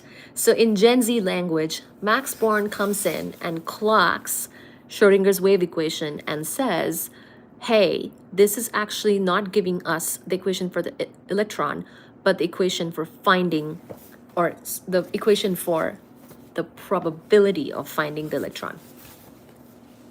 So this is Max Born clocking Schrodinger wave equation. I think with that sentence, I have described all of quantum mechanics to the Gen Zs. He declared that the motion of particles follows probability laws. The motion of particles, small things, particles. Matter is made up of particles, and if you get down to the level of particles, the motion of those particles are governed by probabilities, not deterministic ease. But probability itself, so even though the motion of the particle is governed by probability laws, the probability itself follows that wave equation. That wave equation was useful.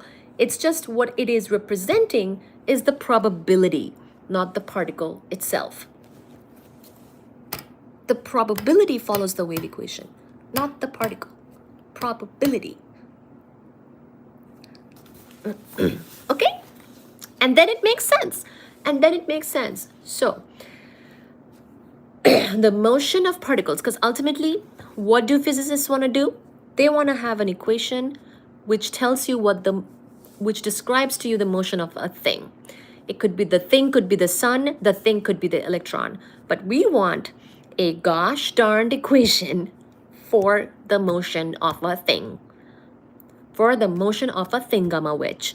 Let's say it snowed a lot. There was a TikTok showing the cars that are on the highway, and the highway is like an inclined plane, and the cars are like sliding backwards.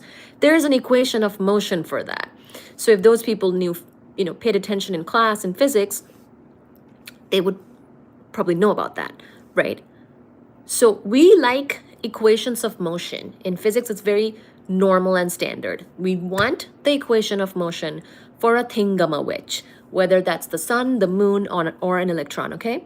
So Schrodinger wrote down that thing, thinking that he's writing down the equation of motion for an electron, but actually he wrote down the equation for the probability. So once again, the motion of particles follows probability laws, but probability itself in quantum propagates in conformity with the laws of causality. In this new picture, matter indeed consisted of particles, not waves. So particles can have wave-particle duality, but matter is made of particles, not waves. But what's waving? What's waving? This is also solving a great problem, by the way, which is that when you write down the wave equation for an electron, is the electron a wave? Now, suddenly, that too is being addressed with this perspective, okay? So the markings captured on photographic plates are the tracks left by point-like particles, not waves. So that's that particle interacting with matter. And those are, that's its particle nature. So how do you describe it, right? You still want to describe that too. But the chance of finding the particle at any given point was given by a wave. So is it really interacting with nature in a real particle way where it leaves the tracks on the photographic plates? Yes. But is there do you always know where it is? No. The chance of finding it is given by a probability, and that probability follows that wave equation. So the wave equation is not the particle. So now we better understand about the wave-particle duality of matter. We have a better understanding of that, which was, proposed by de Broglie, but it was sort of not fully baked yet until now. Max Born is doing this with his probabilistic approach. So we understand, okay, got it. The wave equation is for the probability. But matter is made of particles. But there is a wave part, and that wave equation that Schrodinger wrote down is actually for the chance of finding that particle. So, more precisely, actually, the absolute square of the Schrodinger wave represents the probability of finding the particle at a specific point in space and time. So the wave equation is a function of space and time, and it gives you, you have to square it basically to get the absolute value, but then you get the probability of finding the particle at a point in space and time. Thus, it did not matter if the Schrodinger wave spread out over time. See, now if the wave equation spread out over time and dissipated and things like that, it's fine, because now that makes sense. The probability can spread out. So it did not matter. It simply meant that if you left an electron by itself, over time it would wander around and you would not know precisely where it was.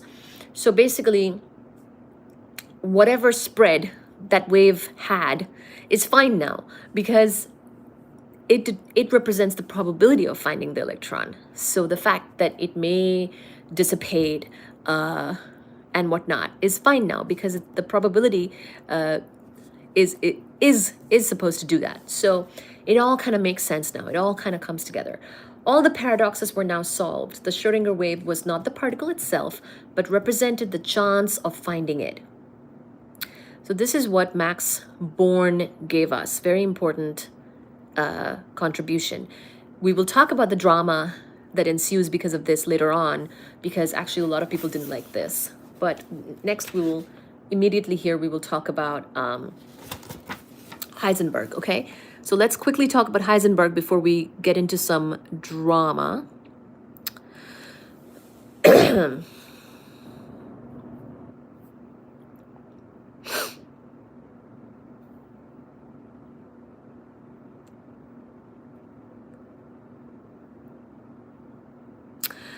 Thank you guys for joining, by the way. Can you please like and subscribe? That would be most appreciated. Thank you so much. And I also have a super chat goal. If you can help me with that, then I appreciate you also very much. Okay?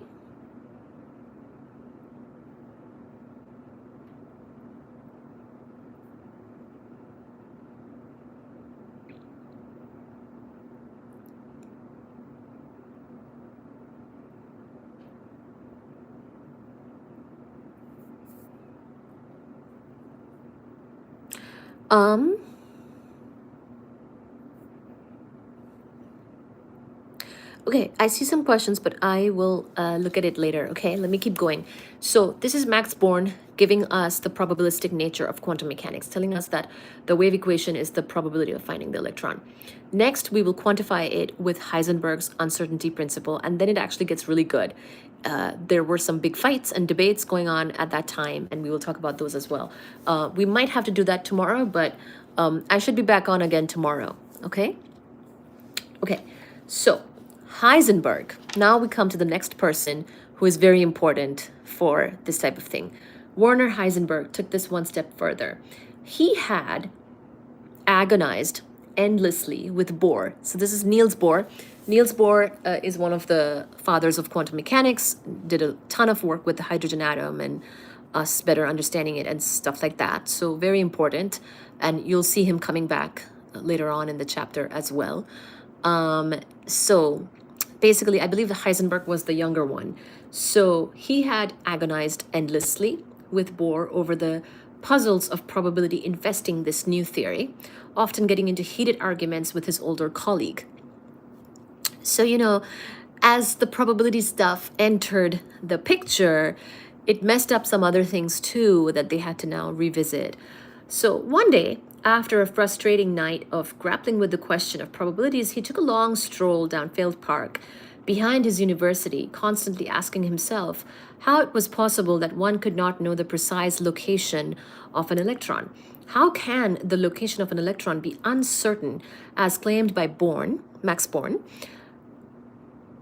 if you can simply measure where it is? So he's trying to understand that, yeah, okay, there is, free electron, us not knowing exactly where it is, that makes sense. But then we can measure it. We do measure it. So upon measuring, how is it still staying a probability? Because a probability would mean that there's also a chance of us not knowing, and there's a chance, there's an uncertainty associated with the probability. So where is that uncertainty really coming from?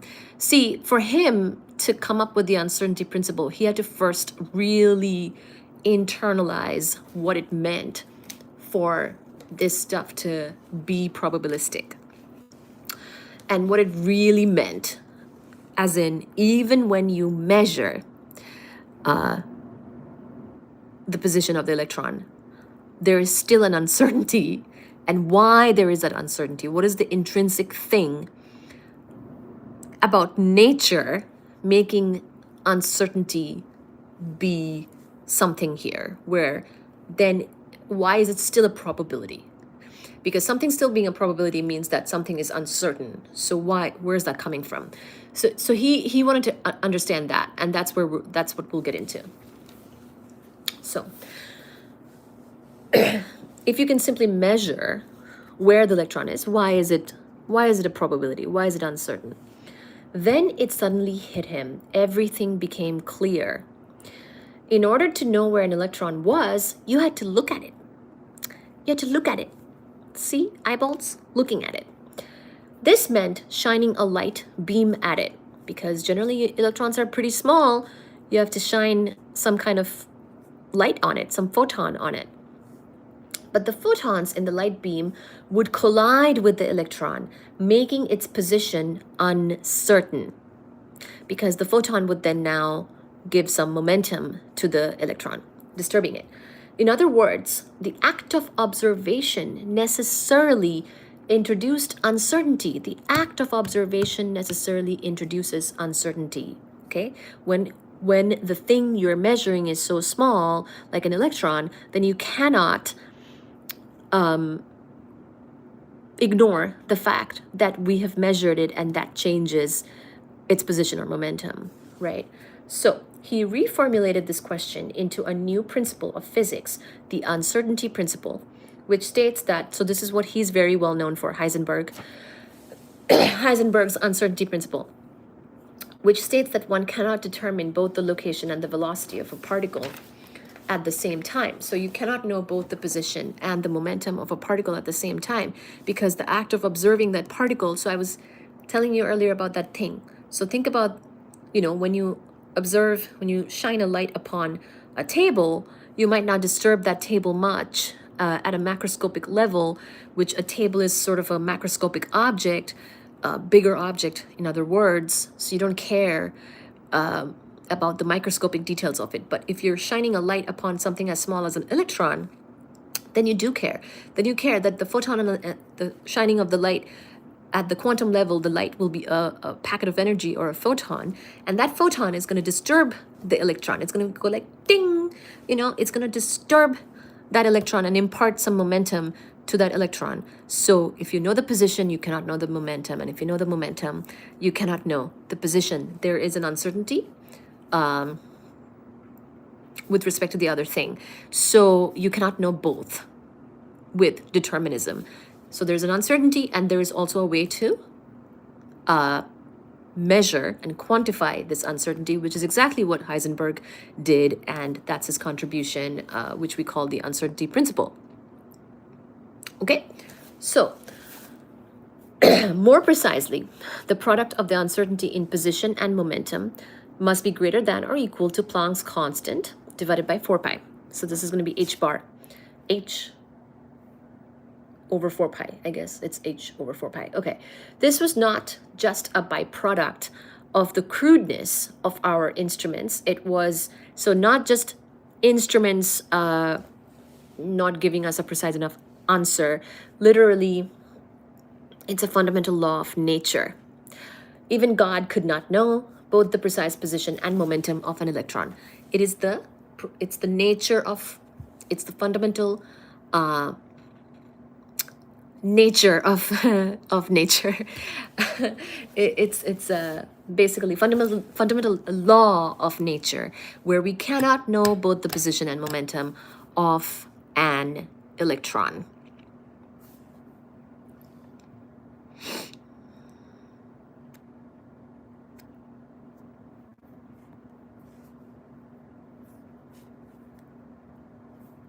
Hello, Jamaican. How are you? Thank you, Ben, for writing down some of the definitions. Thank you so much. Ben is writing it down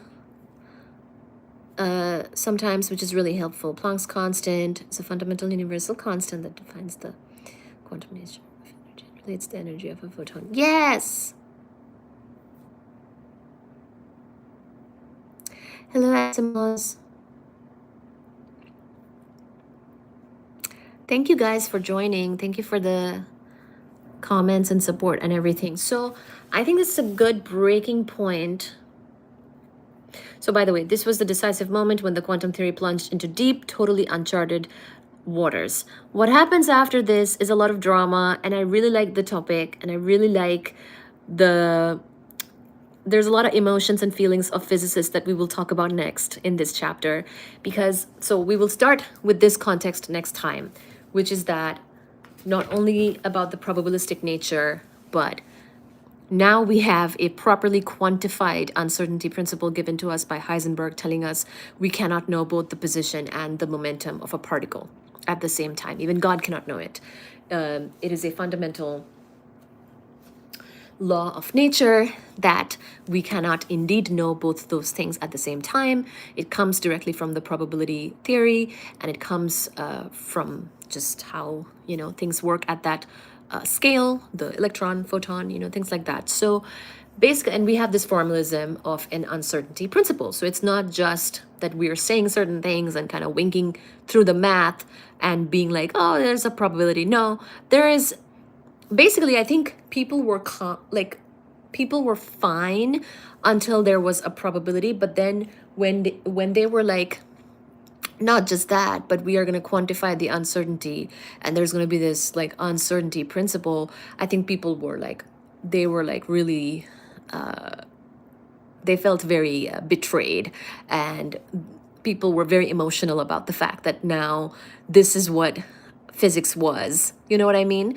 So it was a big thing to digest for a lot of people, and there's going to be some stories regarding that next time.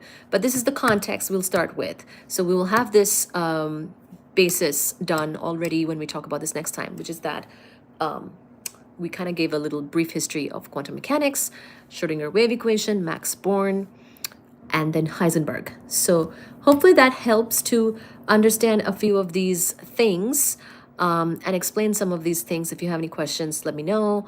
I see a lot of comments and I'm really behind on the chat. So if you can help me find the questions, that would be great. We can chat for a little bit longer, and then we can go to bed. Okay? I'll probably come back tomorrow to continue this. I do want to continue this. It's a very, the rest of this is really, really fun, actually. It's super fun. I think you'll love it. Uncertainty principle and the dramas associated with it. I think that the physicists were being very emotional about the whole thing.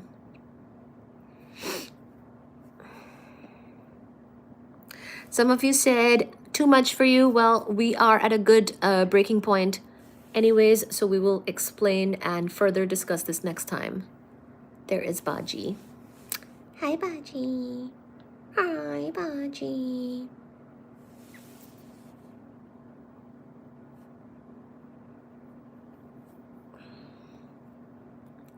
Ben is teacher's pet. Well, someone has to be. Ben is a very good person in the chat.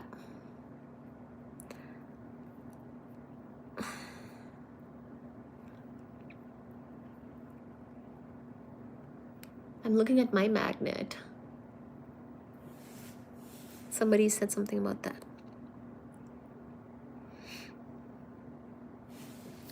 It's not a shower curtain, it's a real curtain on the window. What do you mean? It's not. Does that look like a shower? It's not. It's a real curtain. It's from India.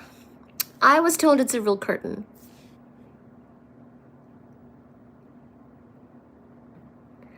Yes, I know Oppenheimer. As in, sure, we can discuss Oppenheimer. Oh my God.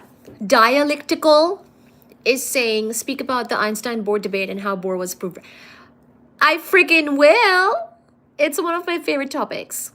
I absolutely will talk about the debate between Einstein and Bohr, Niels Bohr and Einstein. Absolutely. We're gonna do it. It's so much fun.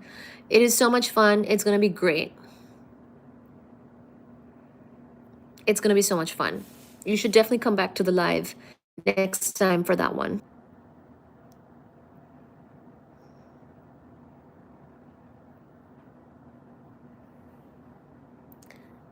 I think I'm here now.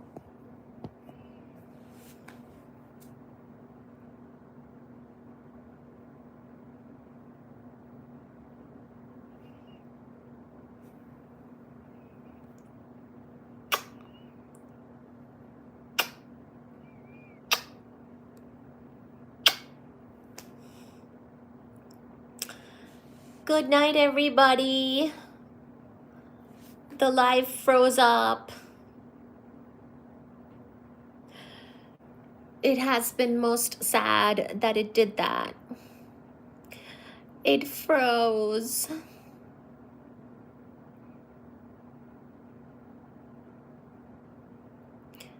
Please rewind.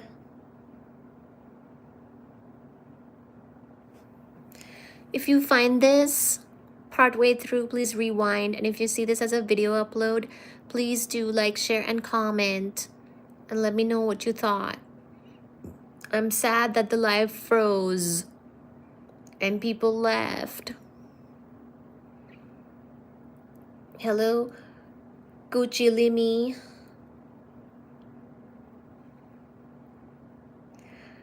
Thank you, Gucci Limi. Thank you, Asne Mengesha. Thank you, Vishal. Thank you, Dialectical. Dialectical, I think your comment was really good. Thank you, Dialectical. Thank you, DF. Thank you, Prabha. Oh, hi, Prabhas.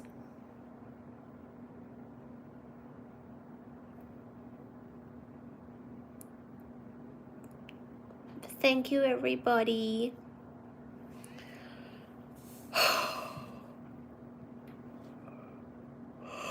The #1 top fan was Ninja Fist. Number 2 was Ben Abraham. Number 3 is Joe Dirt. Number 4 is Exode. Number 5 is Eagle. Number 6 is Ari. Number 7 is Dialectical. Number 8 is Loch Ness. Number 9 is Wild and Fresh. Number 10 is Emperor. I didn't meet my super chat goal. Thank you, No Hamya. Thank you. Do you like fried chicken? I like meat. Yeah. How you doing? How you doing? Hi, Robert. Hi, Matt Garsha. I'm doing okay. I was a bit down for some time. Had some issues. But now I'm good. Brian Ishaf is saying, how do you stay motivated? Sports. I like tennis.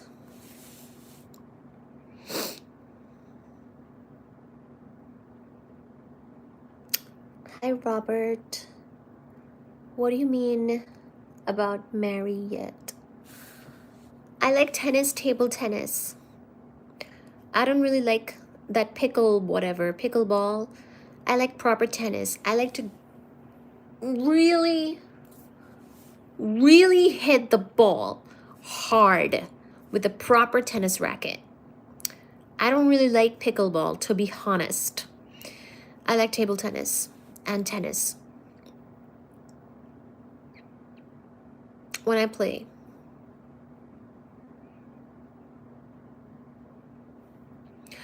Yeah, I was still on. The live just froze itself for no reason because of YouTube. I'll take you on some ping pong. Hello, Kuchilame. Thank you guys for returning and chatting and saying goodnight. Mwah. Mwah. Mwah.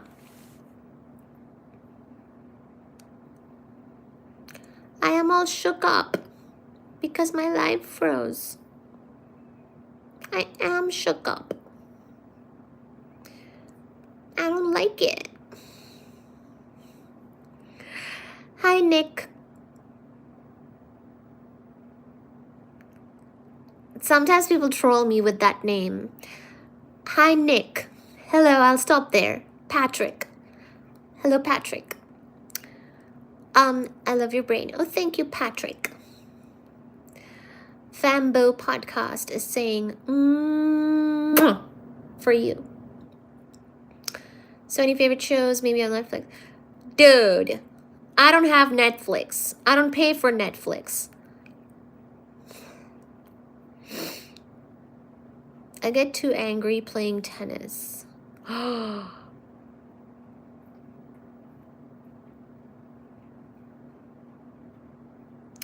Thank you, Patrick. Aw, please do keep coming back. We have a lot of lives like this. I go live a lot. I have many live episodes posted already. If you like these topics, you'll find a lot more on my channel under the live tab. Also, by the way, I post a lot of videos, clips, shorts, everything, and all the live episodes are under the live tab. But if you come across any of my videos and I'm not like live, but it's a premiere, it's gonna have a live chat, but the video itself will be pre-recorded. Please do show that video some love as well, because that helps me out a lot, and like and comment and share and whatnot. So please, I appreciate your help and support very much. Thank you. And you should subscribe, whoever is new here. Nick, Patrick, please subscribe. Arsh, I hope you have subscribed. Doctor, you sound like a foreign sponge. Okay. Yes, Baji Baba is up. J-Man 20. Hello. Hello, Kuchilimi. Have a good night. Keep up the good work with your goals. Later on, cosmic human peace. Yes. Thank you so much, everybody. I appreciate all the help and support.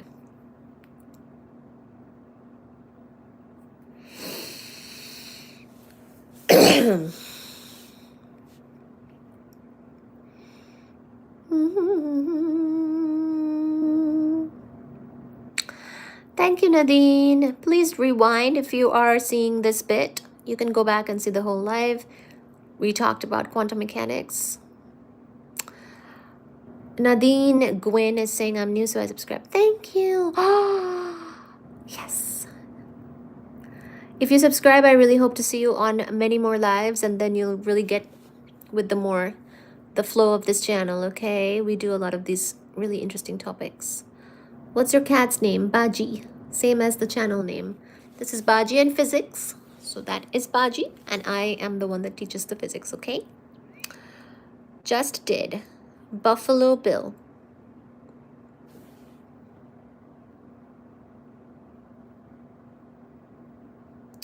Thank you, Mr. Shadow. It's usually in the evening. Thank you, Jeremiah. Let's say good night. If anybody wants to do any last minute super chats, gifts, now is the time. Otherwise, we will say good night. And I appreciate it.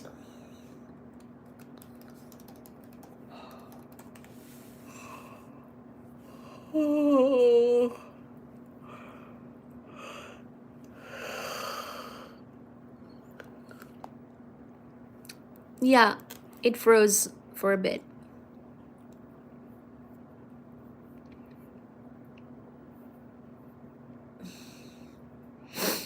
About how much are we weighing today?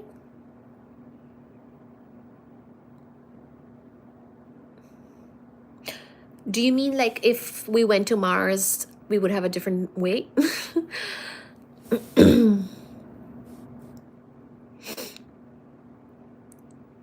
Good night. Thank you. Oh, thank you so much. D808. You're the type of person that genuinely deserves to be paid. Thank you. Appreciate it. You should become a member. I do members only lives as well. Those are like really calm and focused. And the membership is very inexpensive at this time.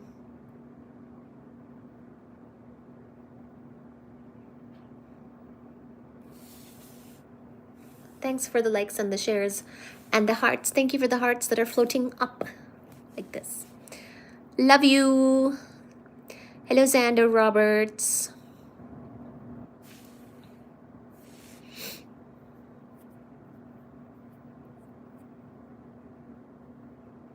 One of my lights up ahead broke, so I feel like my lighting is not as good right now. But here we are.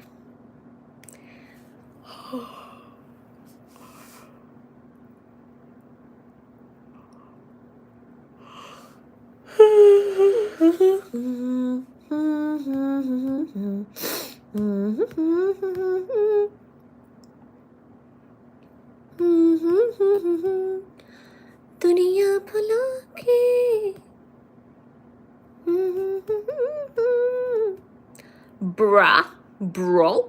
bro.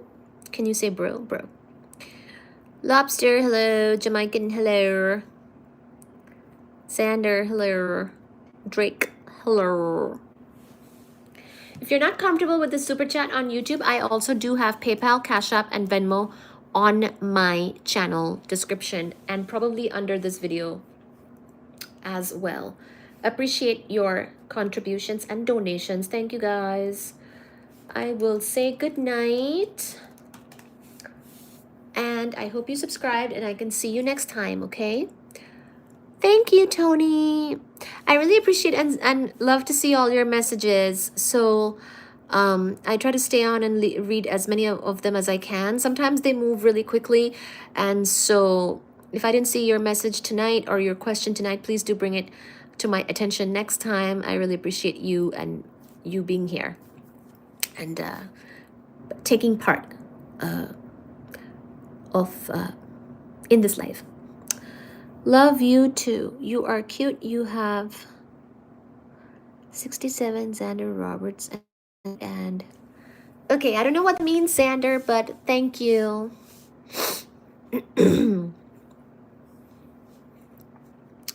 I told my bully yesterday you look like oh, who is that? Good night, cat.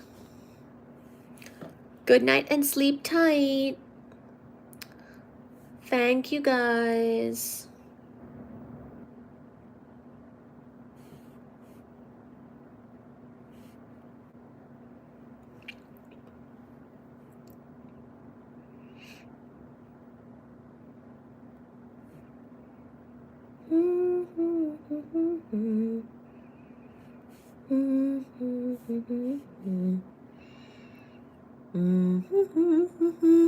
Are you Indian? Yes. Good night, Gregory. Thank you. Good night, Kat. Good night, Gregory. Good night, Sean, Bucking, Jeremiah, Friendzone. Thank you. I'm back because I never left. It just froze. It's 4:10 in the morning. Thank you. Thank you, Eliza. There's Baji. Thank you, Andrea. Oh. Good night, Vishal. CERN, have you been? No.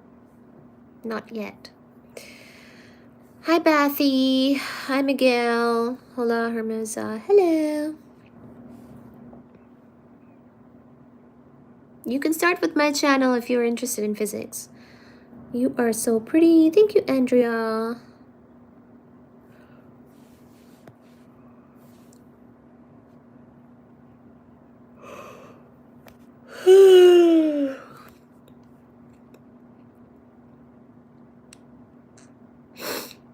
Hello, side.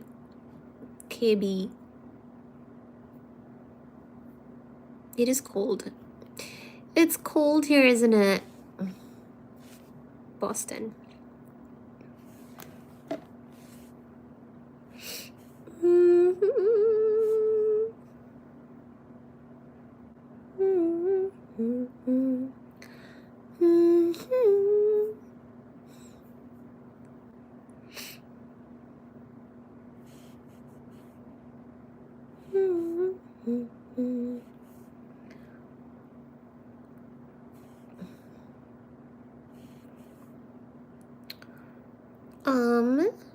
Okay.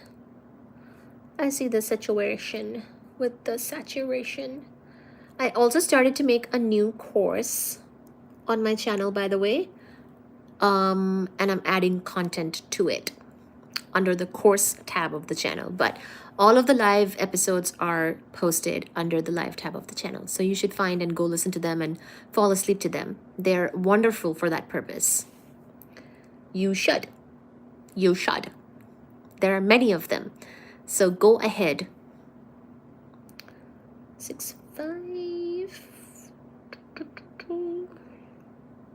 Okay, so let's see. I have looked at my thing here.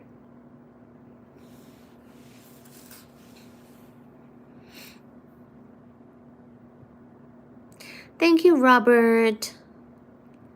Thank you, Wild and Fresh. Thank you, thank you, thank you. Yes, I will go to sleep. I will now say properly a good night.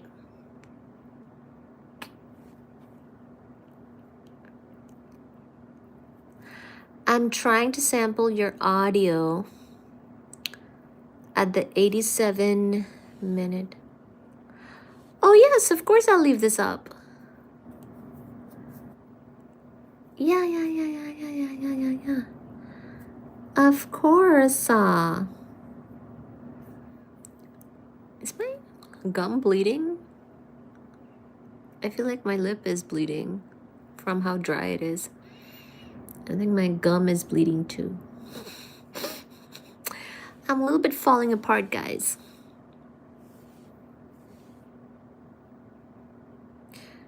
It'll definitely be posted. Hello, Villa. You should subscribe. Then you'll know why I'm up. Love you, girl. Maybe a bit too much. Oh.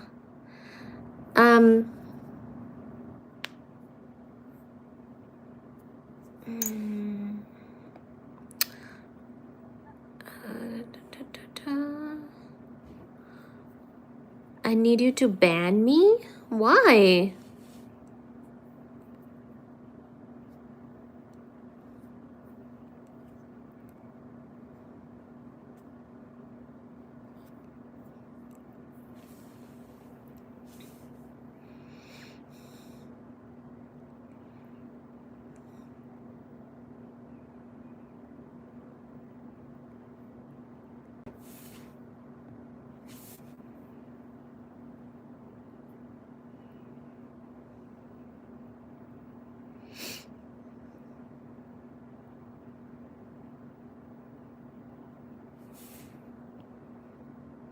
Thank you, Under CJR.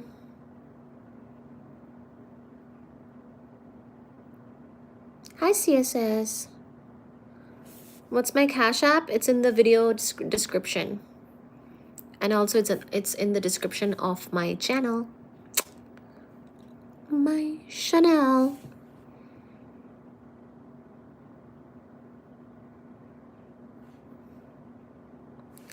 Go to sleep.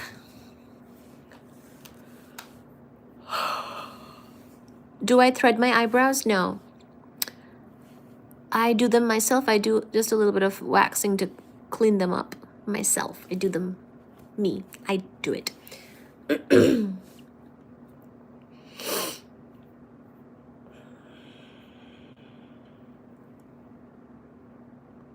Maybe your cache is full. What does that mean? Cache? Are you from USA? Yes. How do you go live? From my phone. Good night. Thank you so much.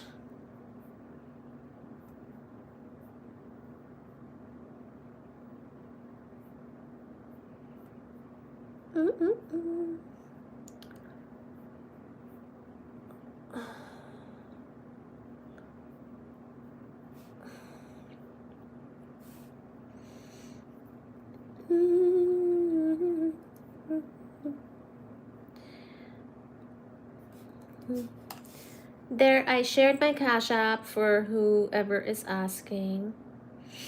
I will customize, I'll do a few details for this video here.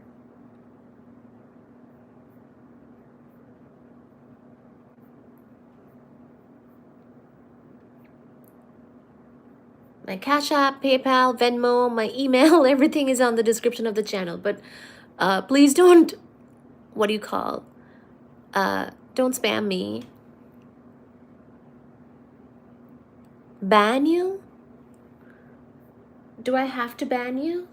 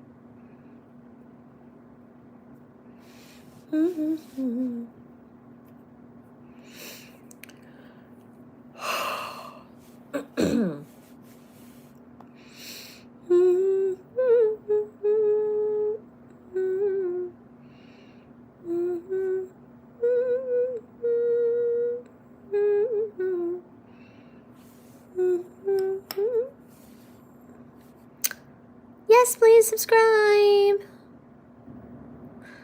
Love for Star Trek.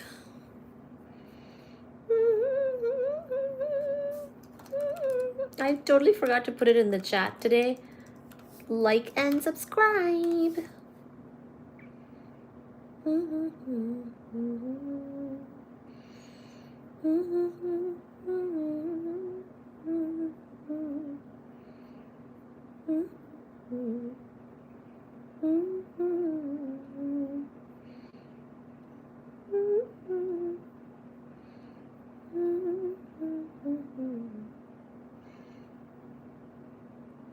Why do you want to be banned, Creative?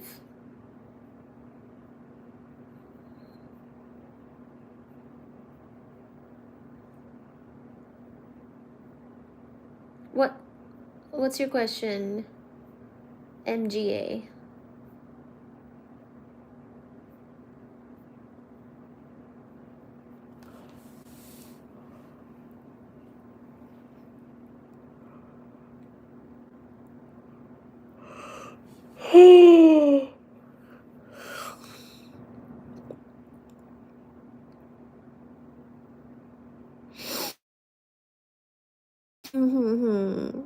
Thank you. Oh, that's right. I forgot what I was doing. I needed to do the following. Change the thumbnail.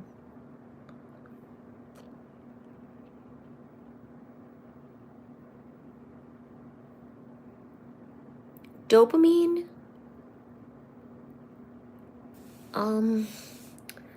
Okay, 1 second, please.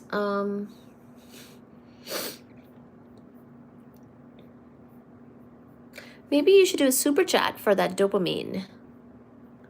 How about that?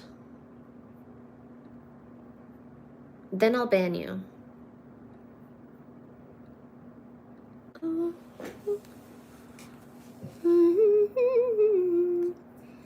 Can you put ban me as your message in a super chat?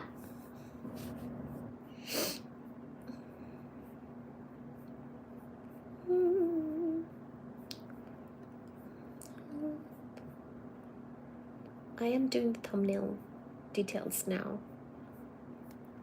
Nope. Paid. Nope.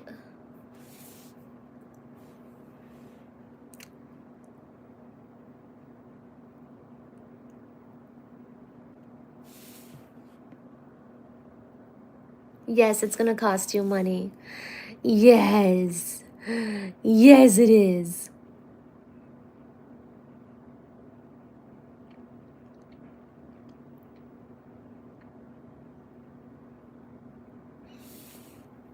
Can you like the live too, by the way, guys?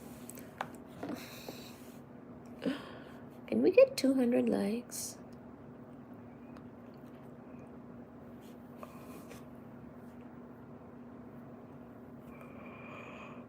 Oh, fall asleep.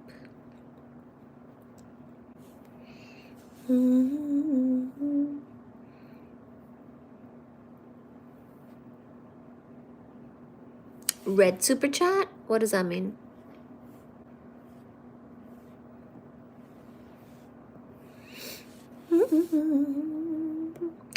Oh, the color?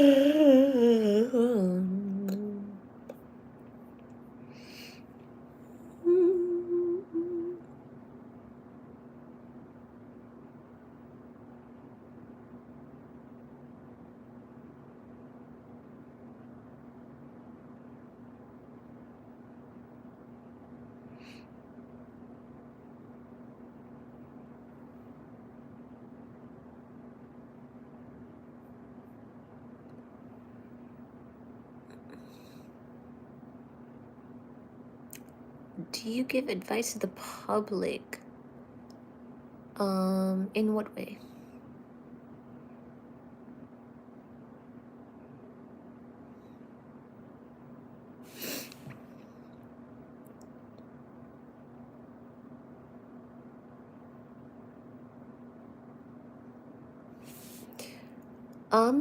Hi from Australia. Thank you for joining Australia. Welcome. Dan Southwell.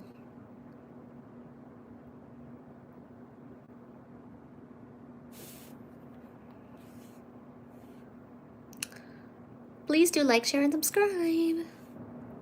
Like and share and subscribe. And rewind if you have the ability to rewind on the episode.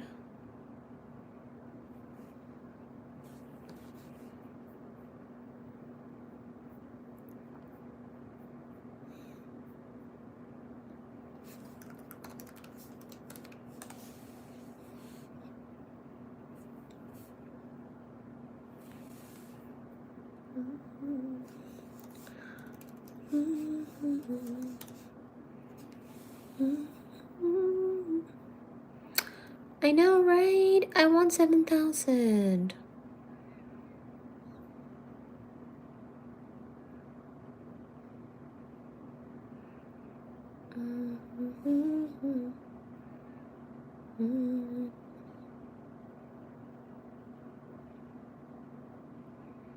I'm in Boston. I thought you guys knew that.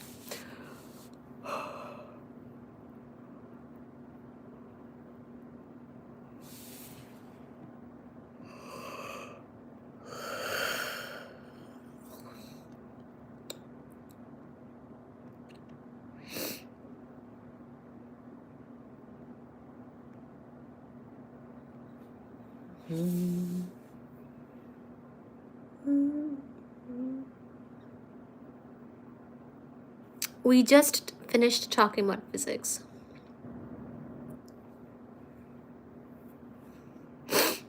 Do you do tours? Will you ever be in Chicago? I take tours myself, yes. And I am in Boston. I do want to visit Chicago, yes, I do.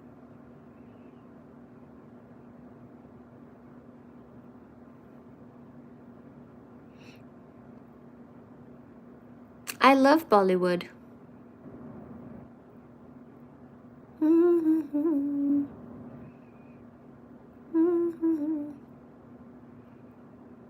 Southern California.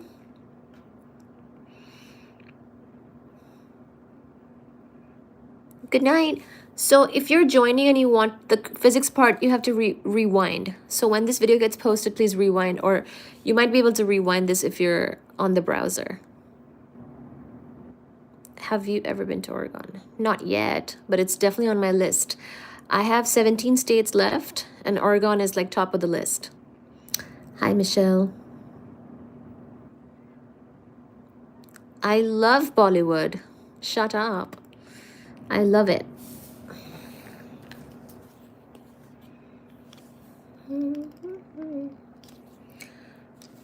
MGA is asking, will I ever find my Anjali? At this rate, probably not, dude.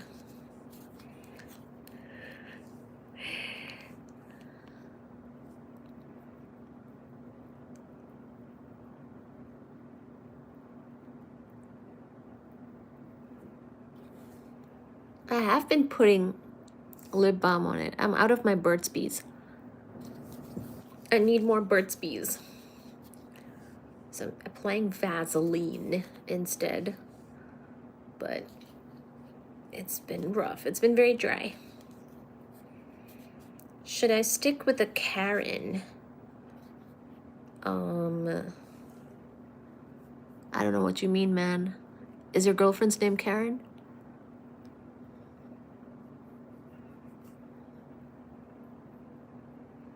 Seattle? Oh, very nice.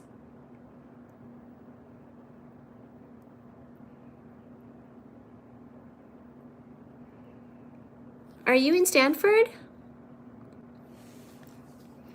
Hi, Northern Verse. Are you in Stanford?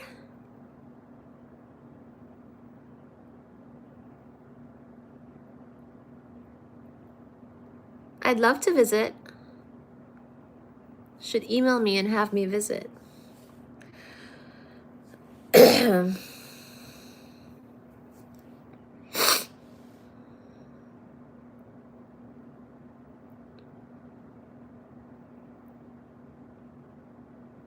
Hello to Florida. 4:30. Yes.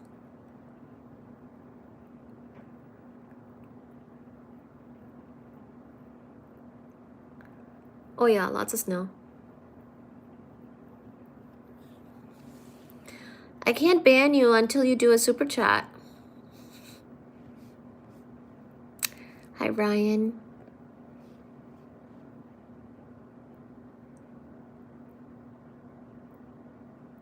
You don't sound very Gora, to be honest.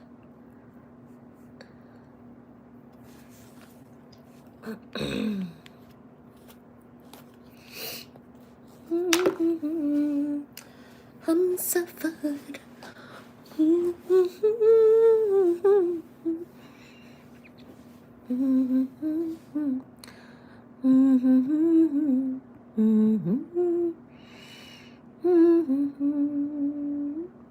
You worked there a while back.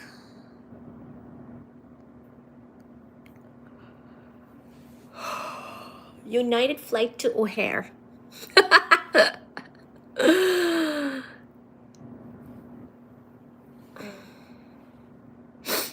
Hello, RC Story.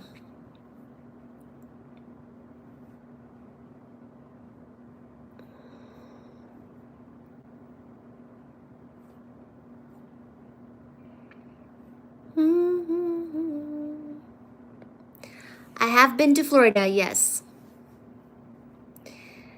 Gora is white. You're Hispanic. Yay! ¿Cómo estás? I know that one.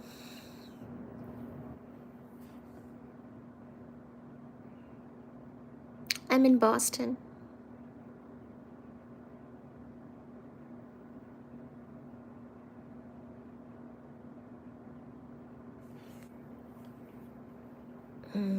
FOB. Fresh off the boat. Fresh off the boat. You should make friends, MGA. If you're lonely. Fresh off the boat means can be a little isolating. I hope you make friends.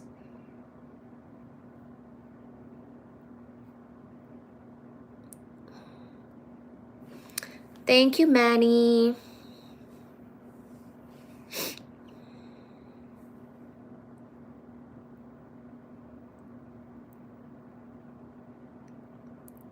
Thank you, RC Story. Hi, Chris. It is Baji's a kitty cat. Please do like, share, and subscribe, guys. We cover physics, cosmology, astronomy, astrophysics, my face, and the cats. So hopefully you'll enjoy, and I'll see you at the next live.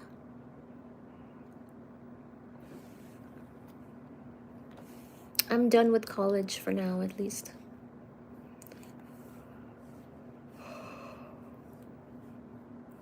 But never done with learning.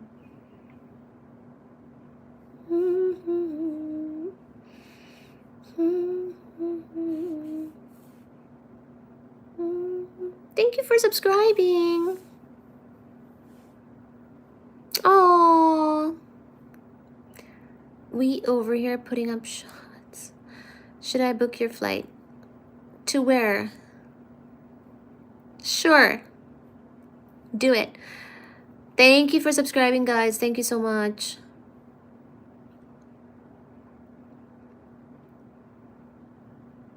I can show you Devon, Hyderabad house chai. Oh, nice. That's really cool. I actually have not been to Chicago, even though I lived in the Midwest for way too long. And of course, I flew through Chicago all the time because that's the biggest airport. Sometimes feels like the only airport in the Midwest, but I've never actually explored Chicago. So I will probably book myself a cheap flight to Chicago at some point. Baji's not liking this. He likes when I stay home with him.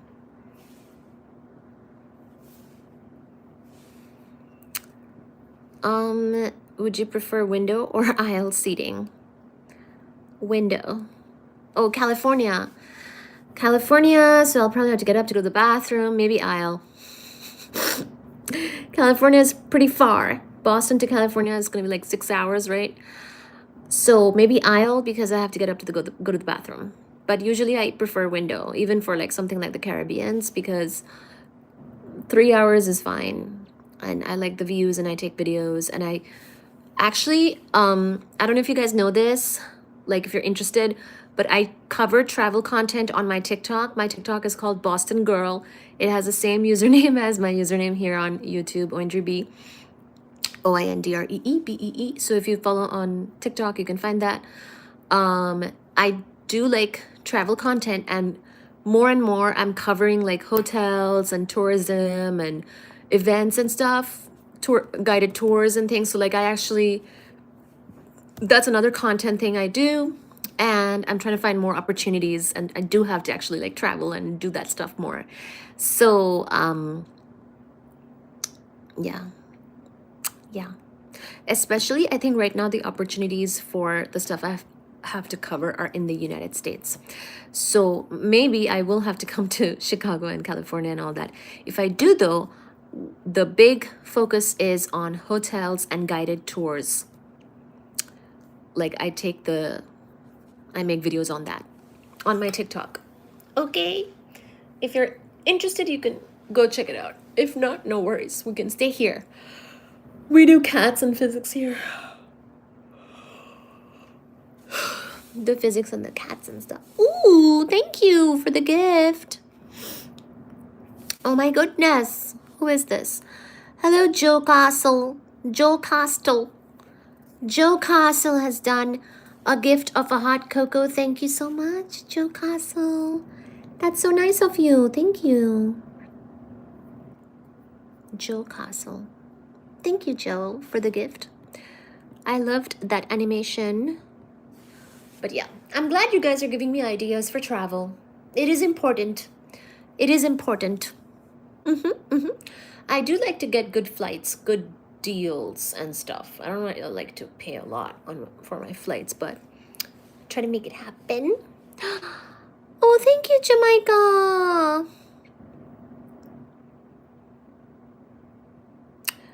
Jamaican.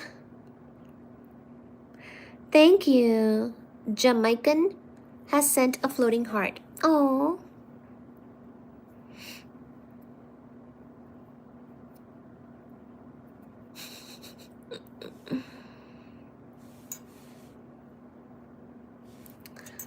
$32. I have 17 states left now. I know, I use Frontier Airlines a lot. I look like a stand-up comedian. Maybe I am her. Hello. Thank you.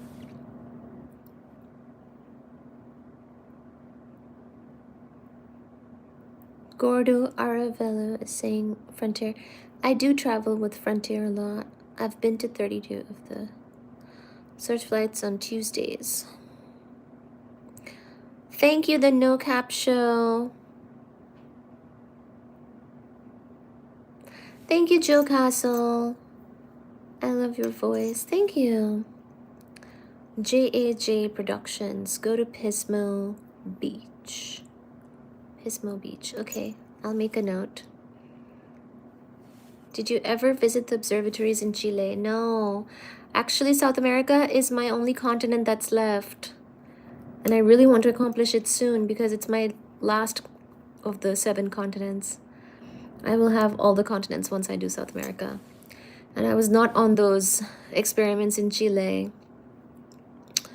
I just did the stuff in Antarctica, so I've not been to Chile, but of course I had to learn about that work as well in my studies. My entanglement powers are slow. I couldn't make you poke your nose. Okay. JAJ Productions saying, is that your real voice? What do you mean? Yes, this is my real voice.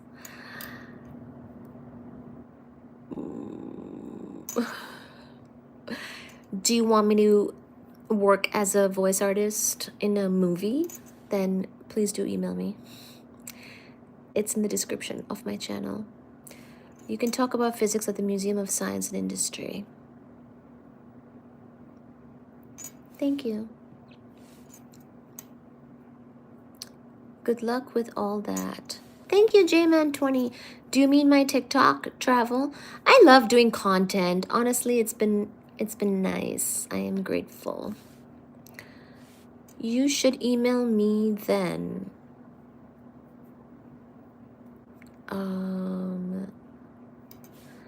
I have an Instagram as well. It's that same username, Oindrebee, OINDREEBEE. I don't know your email. Maybe you could email me. It's in the description. Chicago has so many tours. Yes, I'm sure. I definitely need to go to Chicago at some point. Review Hotel California. Okay. I'll have to go to Hotel California. They're actually pretty strict about, like, you can't just, like, not be there and you know, review it or do the content for it. Jamaican asked about Instagram. Yes, I have Instagram as well. I'm not as active on Instagram as I am on TikTok or YouTube. My two main platforms are YouTube and TikTok. Would you date or visit a MAGA man? I don't know what that is. Certainly don't know what that is.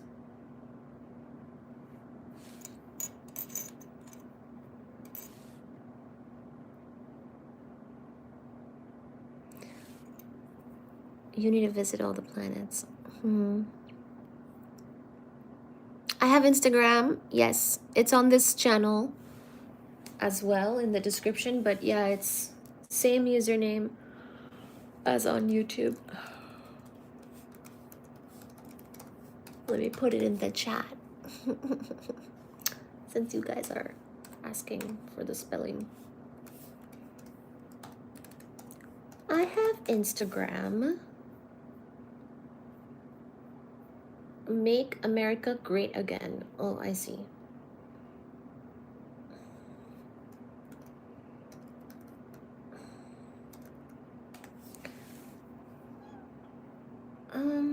Okay.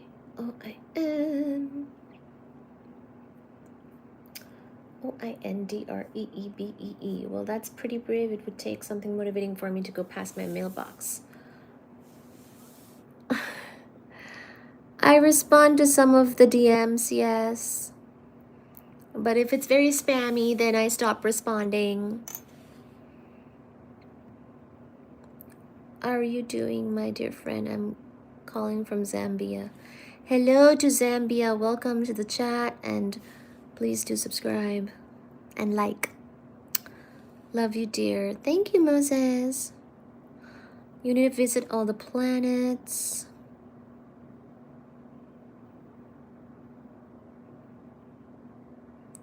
Hello to Greece. Oh my goodness. Chile.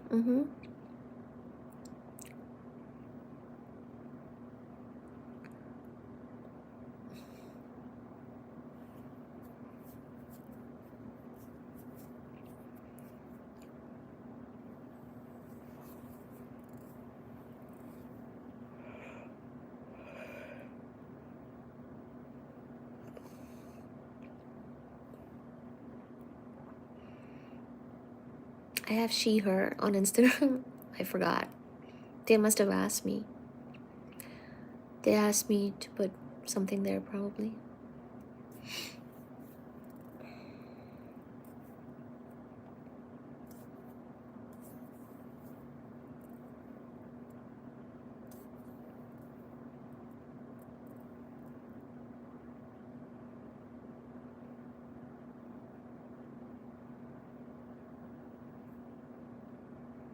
Hello, Jermaine.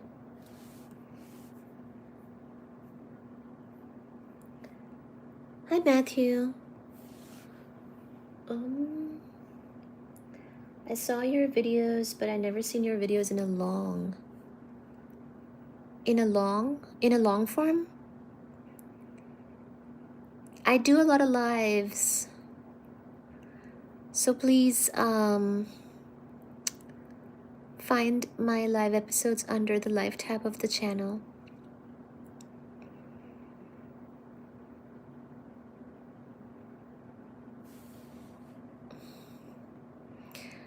thank you.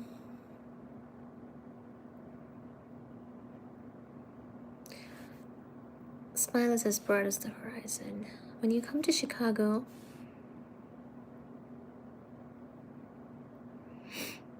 any coffee? I do have coffee, but actually, I did not have coffee today. When I woke up, I did not. And I worked really late last night. Because I work most days. Like, I don't really take the full weekend, or like I don't really have a weekend. Sometimes I take, you know, days off, but I've been working a lot. And I worked super late last night. I woke up late. Then my friend called. I never had a coffee today. I'm so tired. I look tired, don't I? I'm gonna be live again tomorrow, probably. I hope I get good sleep.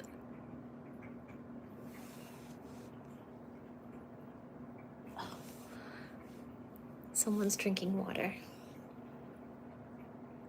Oh, Fujiba.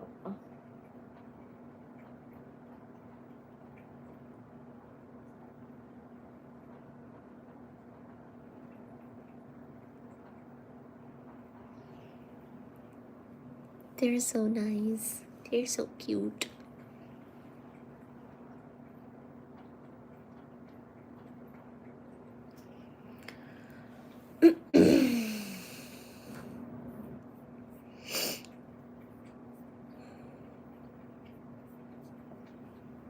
Oh, thank you for following on Instagram. Who's your friend? Is she a physics major too? No. I don't think well, I have very few physics major friends.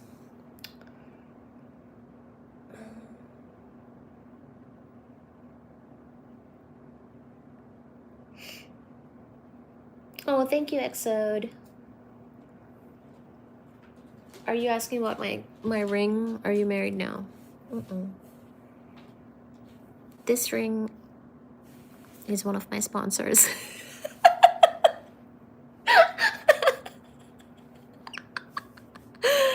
I'm not married, unless you count the company. I am married to my work. I work on consulting and content creation. I run my own business. So I have to... Well, actually, I don't have to do anything because I really love my boss because it's me. And I really love my employee because that's also me. And it's actually wonderful, with thanks to the universe and thank you, God. And evil eye remove and touch wood. Thank you. Thank you.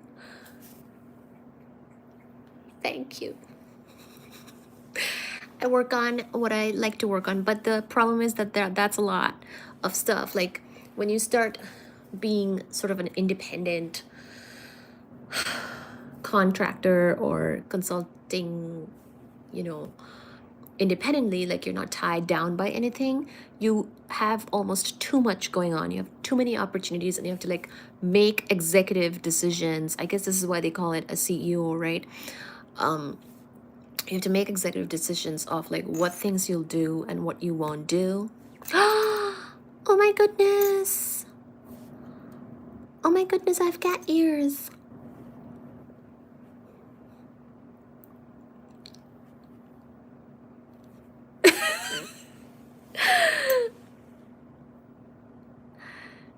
Thank you, Joe Castle. Joe Castle did the cat ears. At first I was like, what is happening? Is it freezing again? Then I saw Joe Castle. Hi, Fuji Babu. Hi, Fuji Baba. Thank you, Joe Castle. Really appreciate it. Thank you, thank you, thank you. So, my problem now is that I am still like small, but even when you're small, there are still so many opportunities. Like that's such a big difference between like being in a company or having a job where it felt a bit limited. But when you go off and do your own thing, you realize that there's actually a ton of opportunities. Like, and you have to like figure out which projects you'll do and not do, you know? So I would say, um,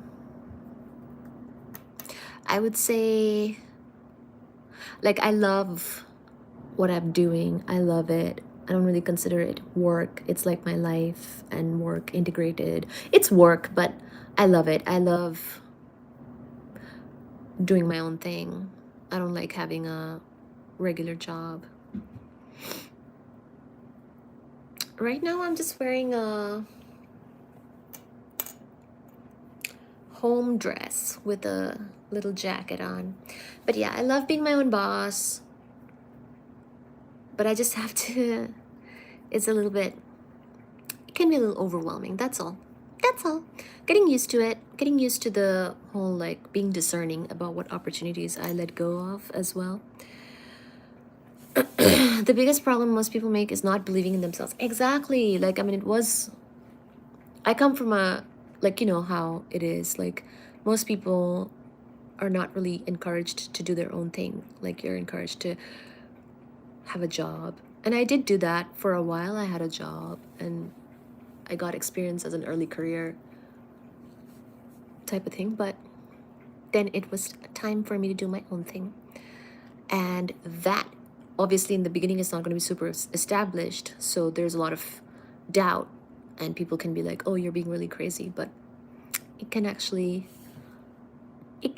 work out, I think. I hope, anyways. And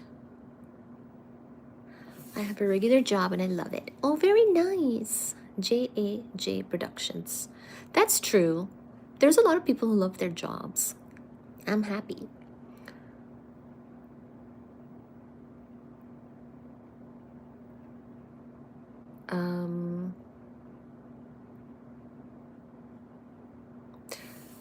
Okay. Me neither. That's exactly why I went to work for myself. That's what an intelligent person would. Always busy, yeah.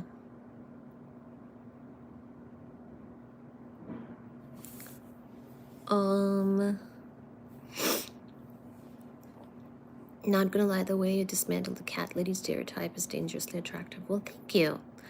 Thank you for the kind words. Appreciate it. Ash the Funny. Hello, I love your hair, and I hope you're having an amazing day or night. Oh, thank you, Ash. That's so nice.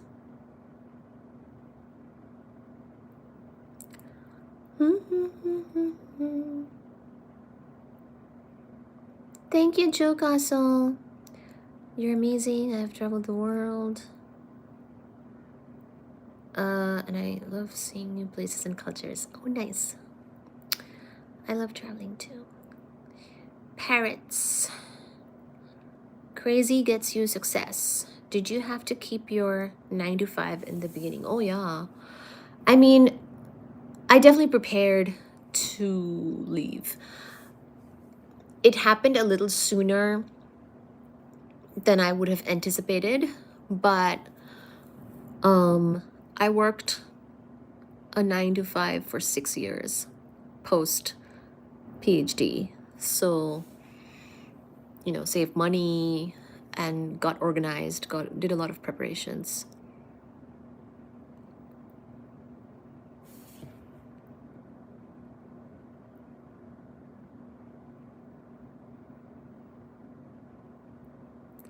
Hola, Rodrigo. Thank you, Exode.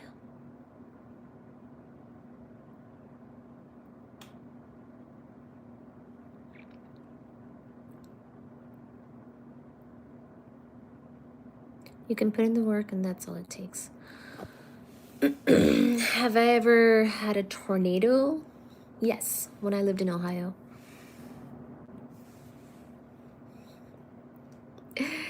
I hope when I go live I can get hit on as much as you do.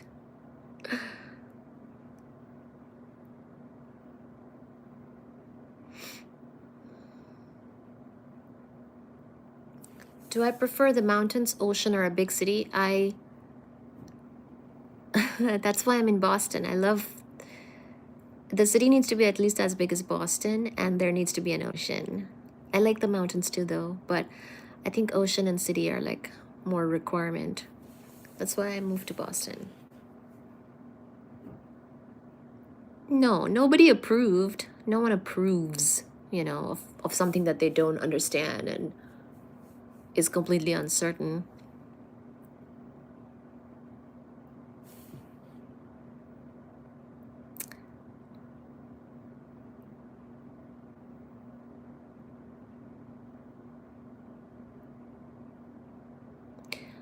Thank you, Danny. Thank you, Exode.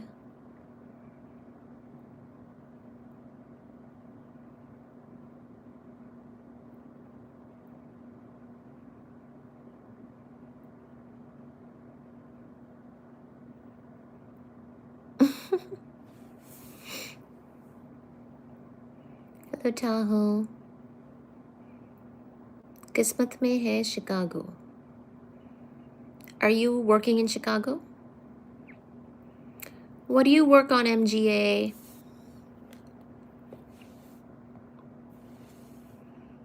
I have to go to Tahoe. I've heard it's beautiful.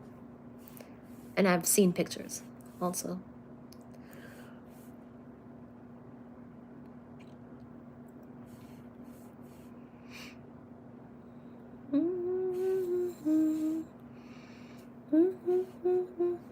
Ooh, I see my Instagram.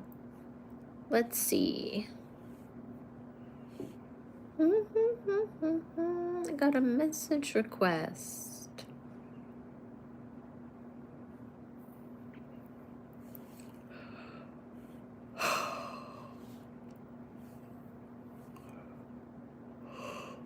So I have multiple message requests. You might have to tell me which one you are.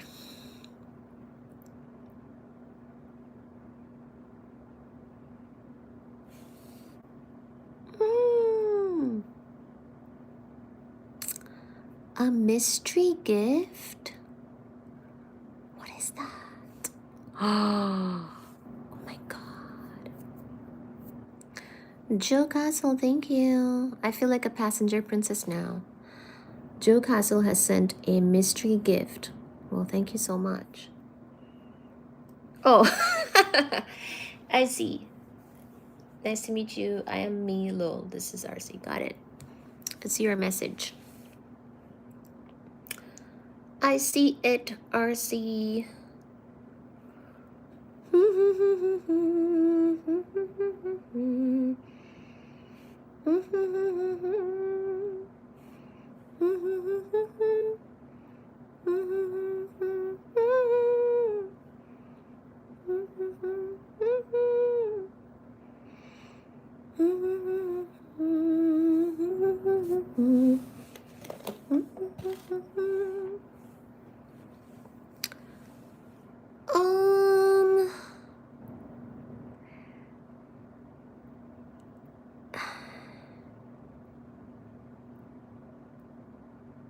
Dove, drop it out. Thank you for liking, guys. Thank you for liking and subscribing. Really appreciate you. They make them look cute on purpose. It makes you want to keep clicking them. Clicking what?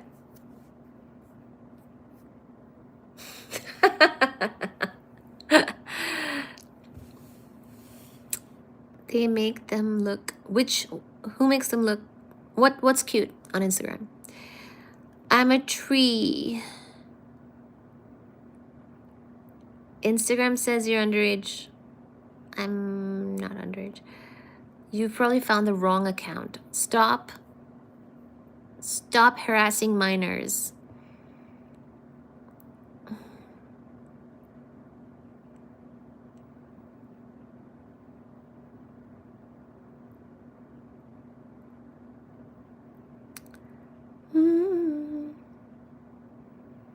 Andaz.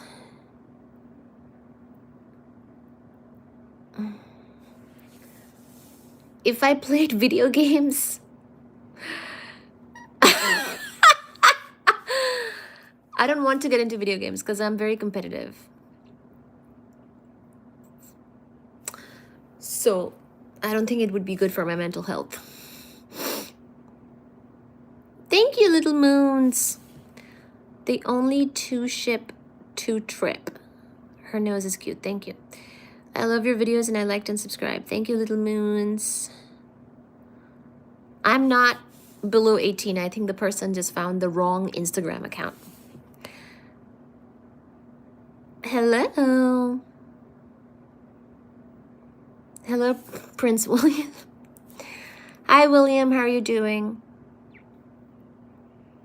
You're no prince here in the United States of America, so we'll just call you Willie.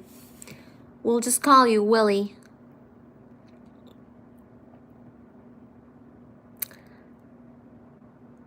Do I love Jesus? Who that new phone? Yes, I'm sure I love Jesus. Sure. He sounds nice. Mm-hmm. Yes. Why not? Pineapple or mangoes? I love mangoes. I also really like pineapple, actually. But it eats my tongue. Do you know that the pineapple is eating you back? It tries to eat you, and that's why it hurts.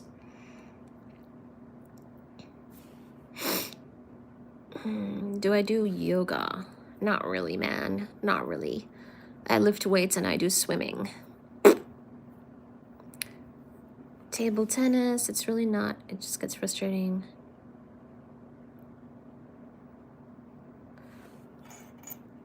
What's really not?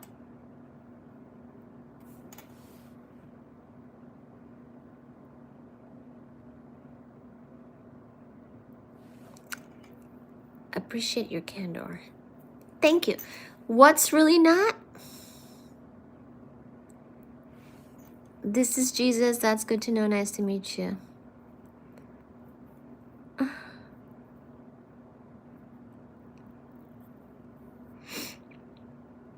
Hi, Melissa. Please do subscribe.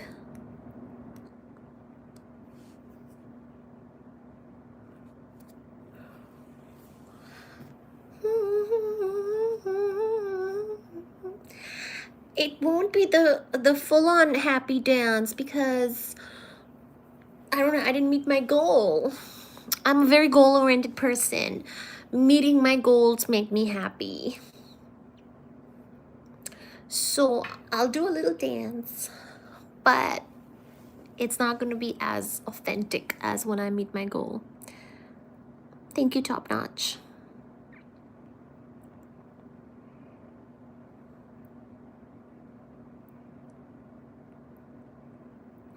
Thank you.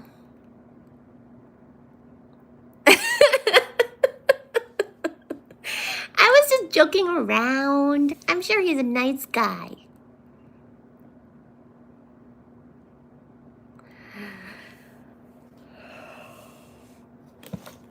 Do I give relationship advice? I mean, not really, but I can try. Sure, let's hear it. What's your saturation? I hope it's not a saturation trip. Thank you, Exode. Thank you. I'm really not good at badminton. I'm really not good.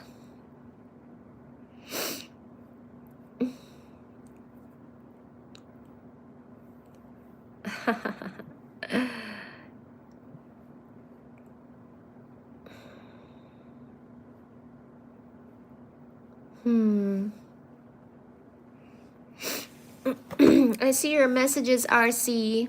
I'll have to get back to you. You might want to ask them on here. I get back to my YouTube people faster, probably.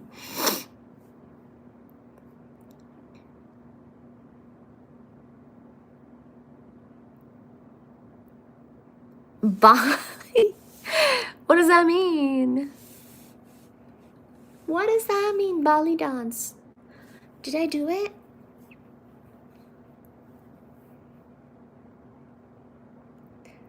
Hello, Tyler. What do you mean? See some of your chat messages. I don't get it. I don't get it.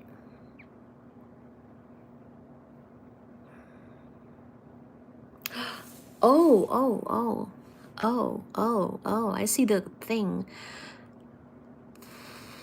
Your purpose with the law and... What type of oil do I put in my hair? Coconut oil. Pure coconut oil. I pluck the coconut myself. Not really. I just get those blue things of coconut oil. What do I need to do to get a girl to like me, says MGA. Why do you want them to like you? What's your intentions, brother? What is your intention with this girl? First you tell me that. Then we will proceed to the next part, okay?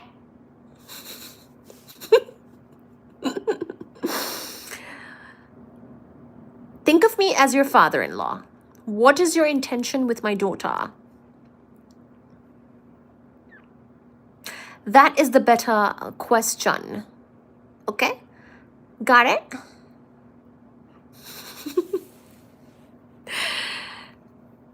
My woman of 10 years is messing around. Oh. Hi, Tyler Armstrong. Your woman of 10 years is messing around. Okay.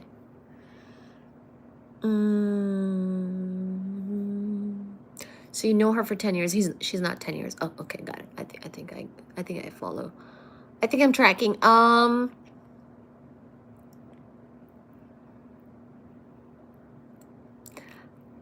sorry. I don't mean to laugh. I don't mean to smile.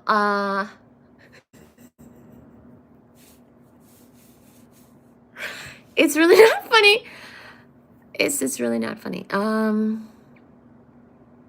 Oh, somebody said leave her. Oh, there you go. There you go. You know, people are saying it already.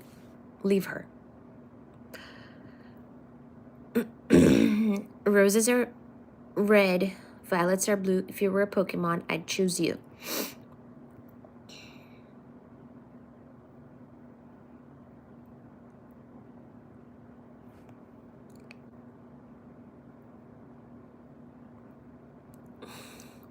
They're not gonna take my advice? Aw.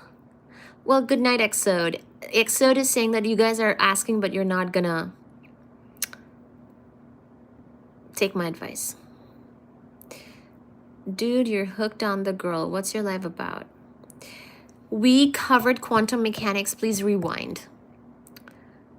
You're super cute and funny.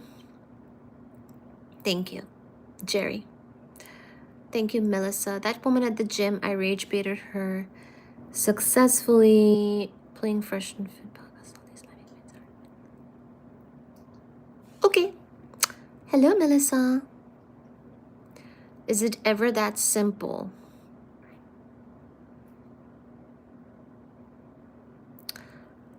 I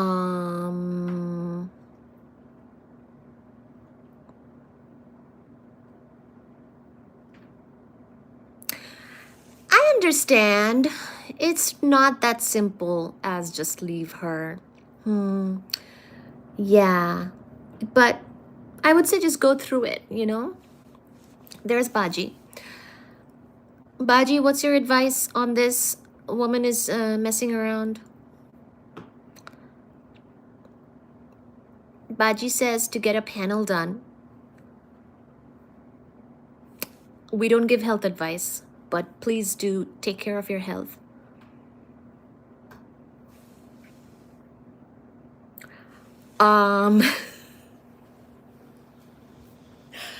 My advice is to take care of you. I would say when you're in a difficult situation like this, which was not caused by you, but it's affecting you, the priority and the focus should be on your self-care and self-love and doing things for yourself that make you feel better and good and helps you to improve you and keep the focus and put the focus on you. So it can be a complicated situation, but take care of you. Do all the things that are good for you. shower, eat, sleep, breathe fresh air, see your friends, talk to your family, if you have those things, you know, do your work. Think about what's good for you and pursue that. Once you pursue your goals and passions, pretty much everything falls into place.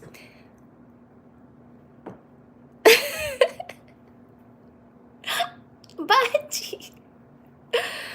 And well, the other thing too is by the time you are in the thick of things, of pursuing your goals and passions, you'll also be a different person. And that person will have different problems. So when I say everything falls into place, I don't mean to say that everything gets easier. I would say that you become another whole person, a different version of a person. You become your higher self, and then you face problems at that new level. So you'll still have problems, but just different ones. And this problem will get updated with the new one. And you might be like, oh, I worried about that. And I'm not even that person anymore. So yeah, I get it. It's happened to me too. And I'm a new person. Every day. Baji Babu. Oh, Shonamuni Baji.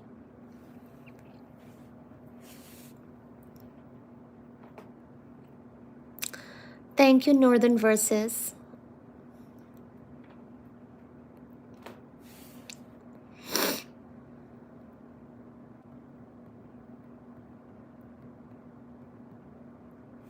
I should clean my nostrils. Thank you. Thank you for that very tangible and actionable advice. Thank you, Gabrielle.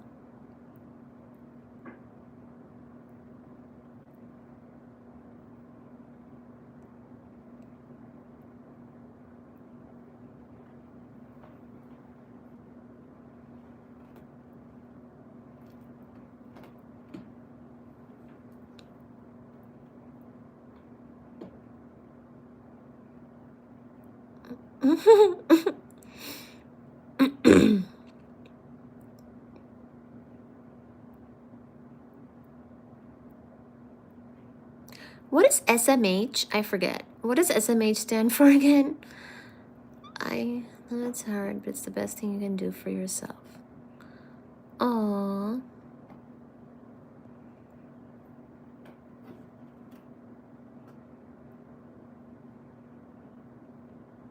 Hi, Justin.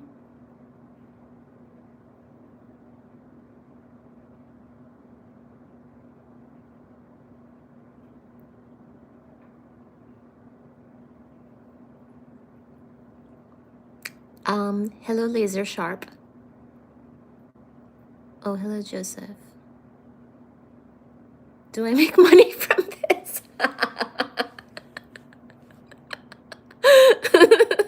Oh, shaking my head.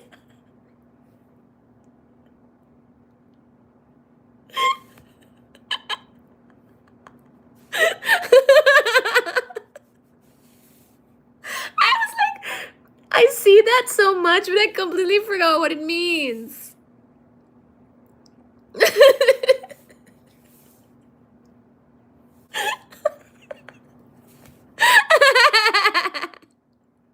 I just think it is funny. I think it's funny. You have a great composure with the trolls.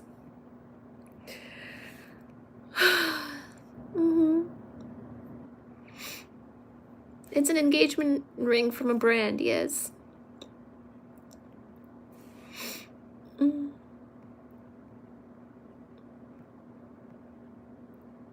Are you single? Yes. Do I make money? I freaking hope so. I'm laughing because of the cumulative effect of some of these chat messages, not just one, okay? I hope you understand.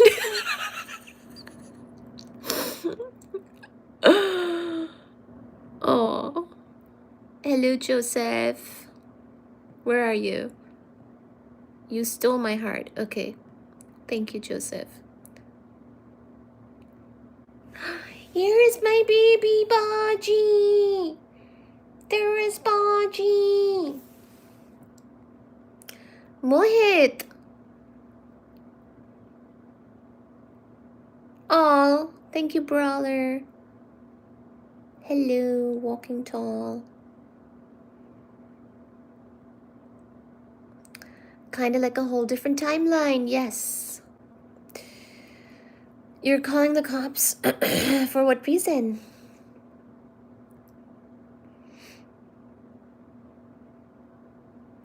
Why are you speaking like you've been through this road of heartbreak? Haven't we all? We've all been through a road of heartbreak. Unless you're like very young. And I mean, that's good. That's fine too if you're very young, but I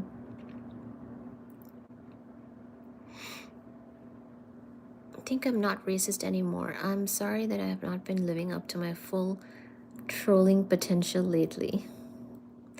Brian, nah, stop it. So I think we all go through heartbreak and we all have a way to deal with it. And we all hopefully come out on the other side and we learn those things are really just opportunities for us to learn and grow. So we can make it through such things, I would like to imagine. Eat well. One thing is, I like eating a lot. And when I go through something difficult, it's sometimes hard for me to eat properly. And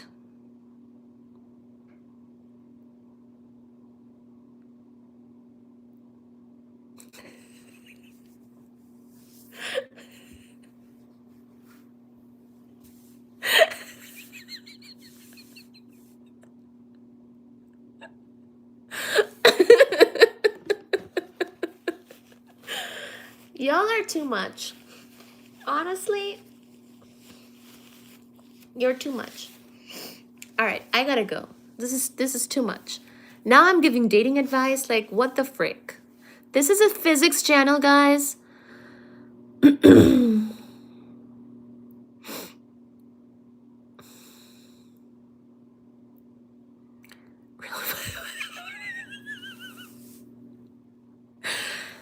This is a channel for physics, astronomy, astrophysics, and cosmology. And cats on my face, and we present all this. And also books. And apparently we also talk about dating and heartbreaks.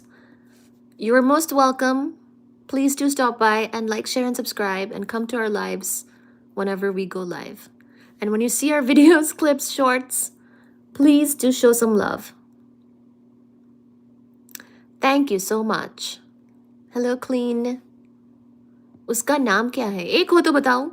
What do you mean उसका नाम क्या है?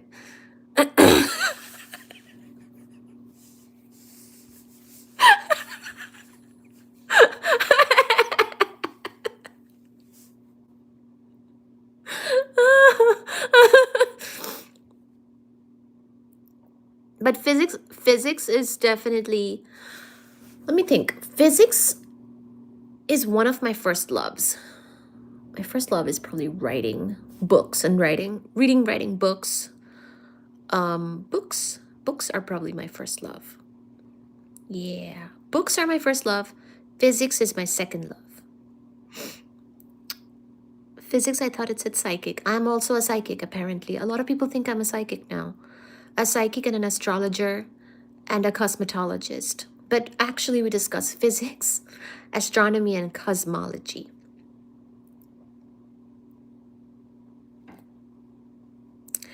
Oh my gosh, my thesis is called A Study in Particle Astrophysics. It's online and free.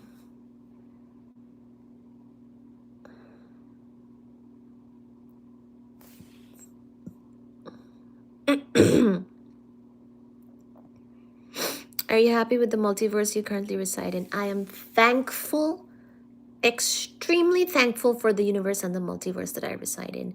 Thank you, God, and thank you, universe. My nose is getting redder and redder. Oh, because I wiped it, or blew, cleaned my nose for you guys. You're very worldly, thank you. I'm extremely thankful for this universe and multiverse, if it is a multiverse. Thank you, universe.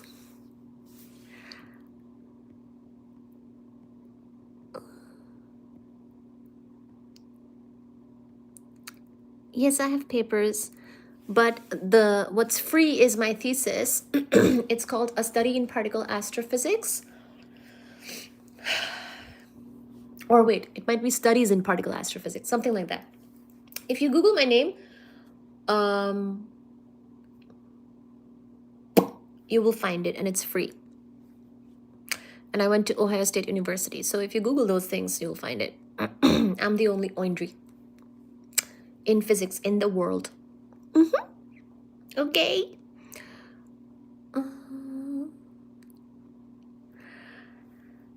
I'm a sub. You're super chill. Oh, thank you.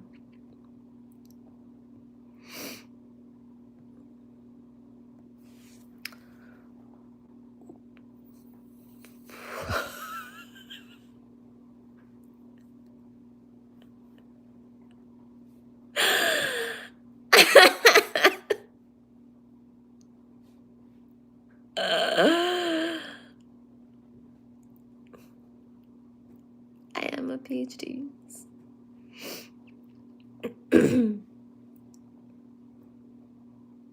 You're famous. Oh, thank you. Thank you, Rick.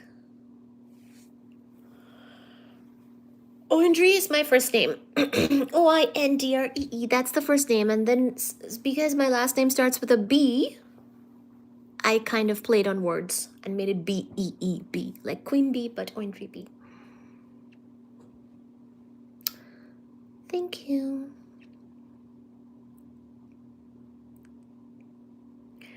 Thank you, Exode. I love that you're reading my thesis. Thank you so much.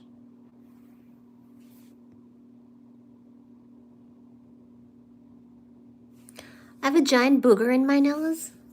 I mean, even if I do, can't you love me? Can't you just love me with booger and all?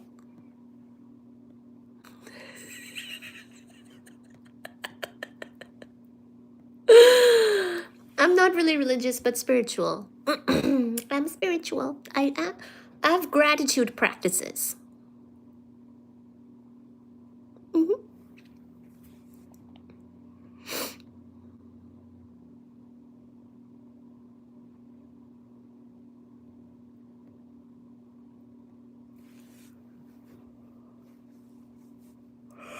Thank you, Gabriel.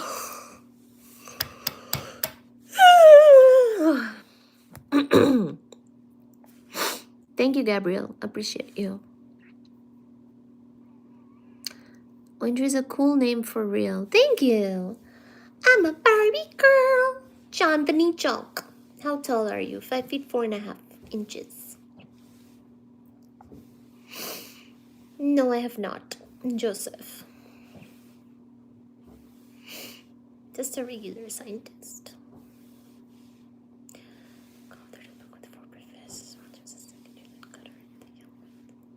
Ooh, that's really cool, Exode. I am too cognitive for the trolls to have an effect on your emotions. You're right, I am very cognitive. I love cognitive behavioral therapy. I love cognition. You are too cognitive. That's a very interesting comment. No one's ever said that to me.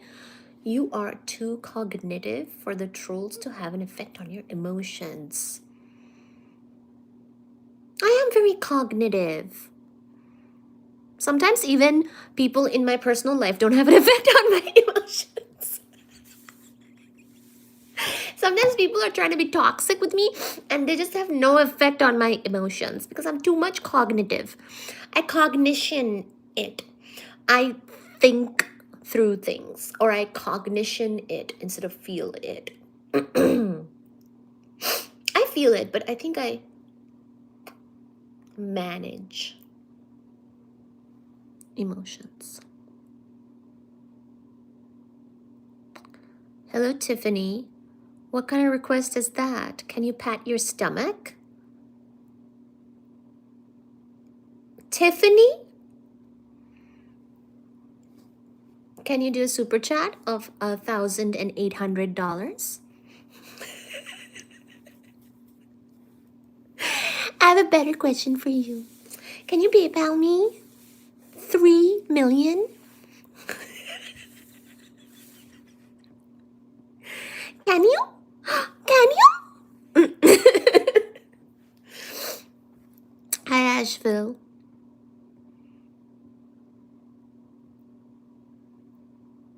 Mufasa. If I met you in person, I totally wouldn't approach you. Okay.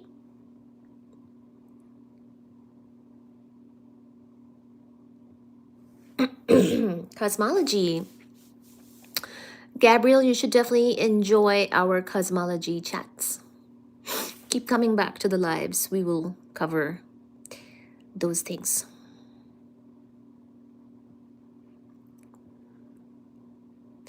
How many years for my PhD? It was 5 years, including the master's.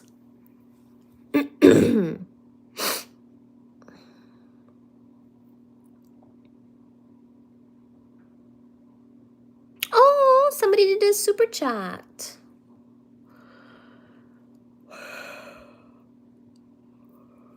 Sorry, one second. Hi, Daryl. Thank you so much for the super chat. Oh my goodness. Only 1 year better. Okay. Thank you, Daryl. Daryl Zazuta has done a super chat. Thank you. Thank you, Daryl. Hi, Sukhbir. Sukhbir is saying you cognition it, you emotionalize it, then you personalize it, then you underwrite it. Exactly.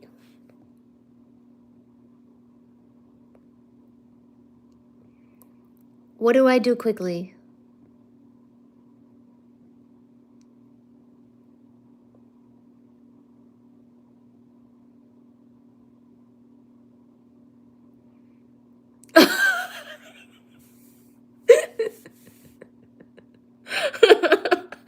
Ohio Lurky, what do you mean? Did you look up my LinkedIn? Do I fart? Somebody's asking if I fart, guys. Don't you know? I fart roses.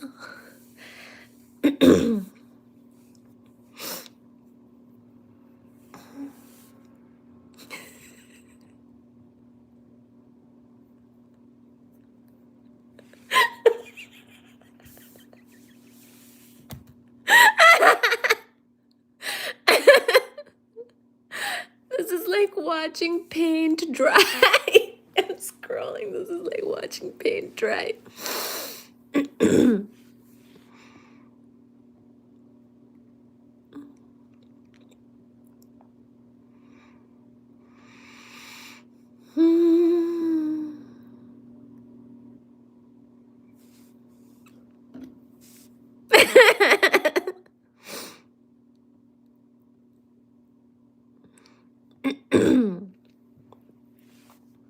Sagittarius A star is a few million solar masses.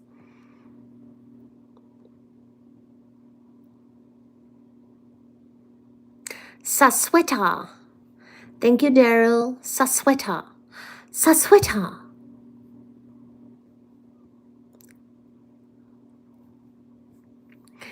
Thank you, oh gosh. Emerito Diaz. Sorry. Thank you, Diaz.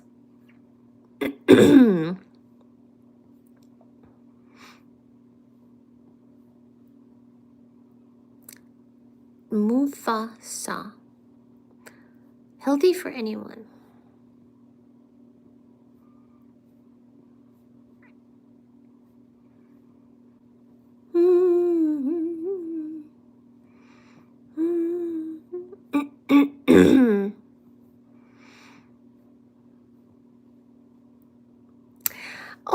gosh, thank you, Justin.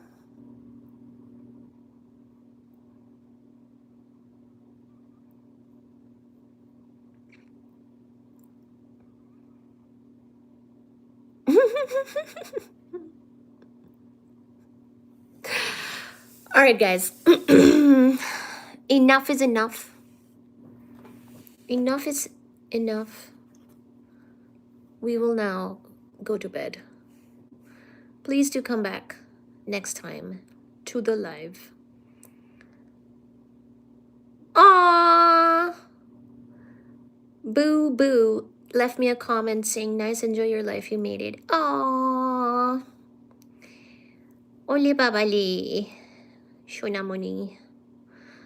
Who is this Shona?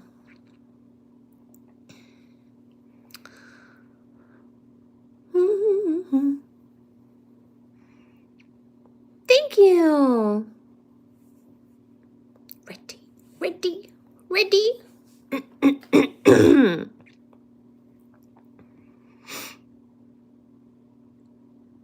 Please rewind, guys. Thank you so much if you're joining. Good night. Bye-bye and see you. Oh my gosh, J-Dub. You're a member now, right? I did a members only live a couple days ago. You should check it out. I did it for you and the other members. You will email me? Okay. You a freak, ain't you? I am, darling.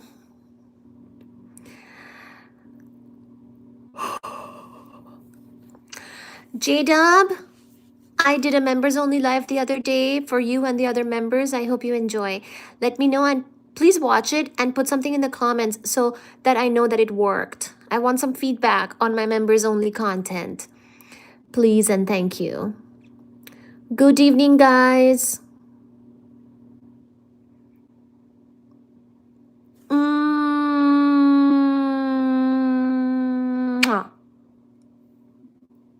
Your name is Rick. Hi, Rick.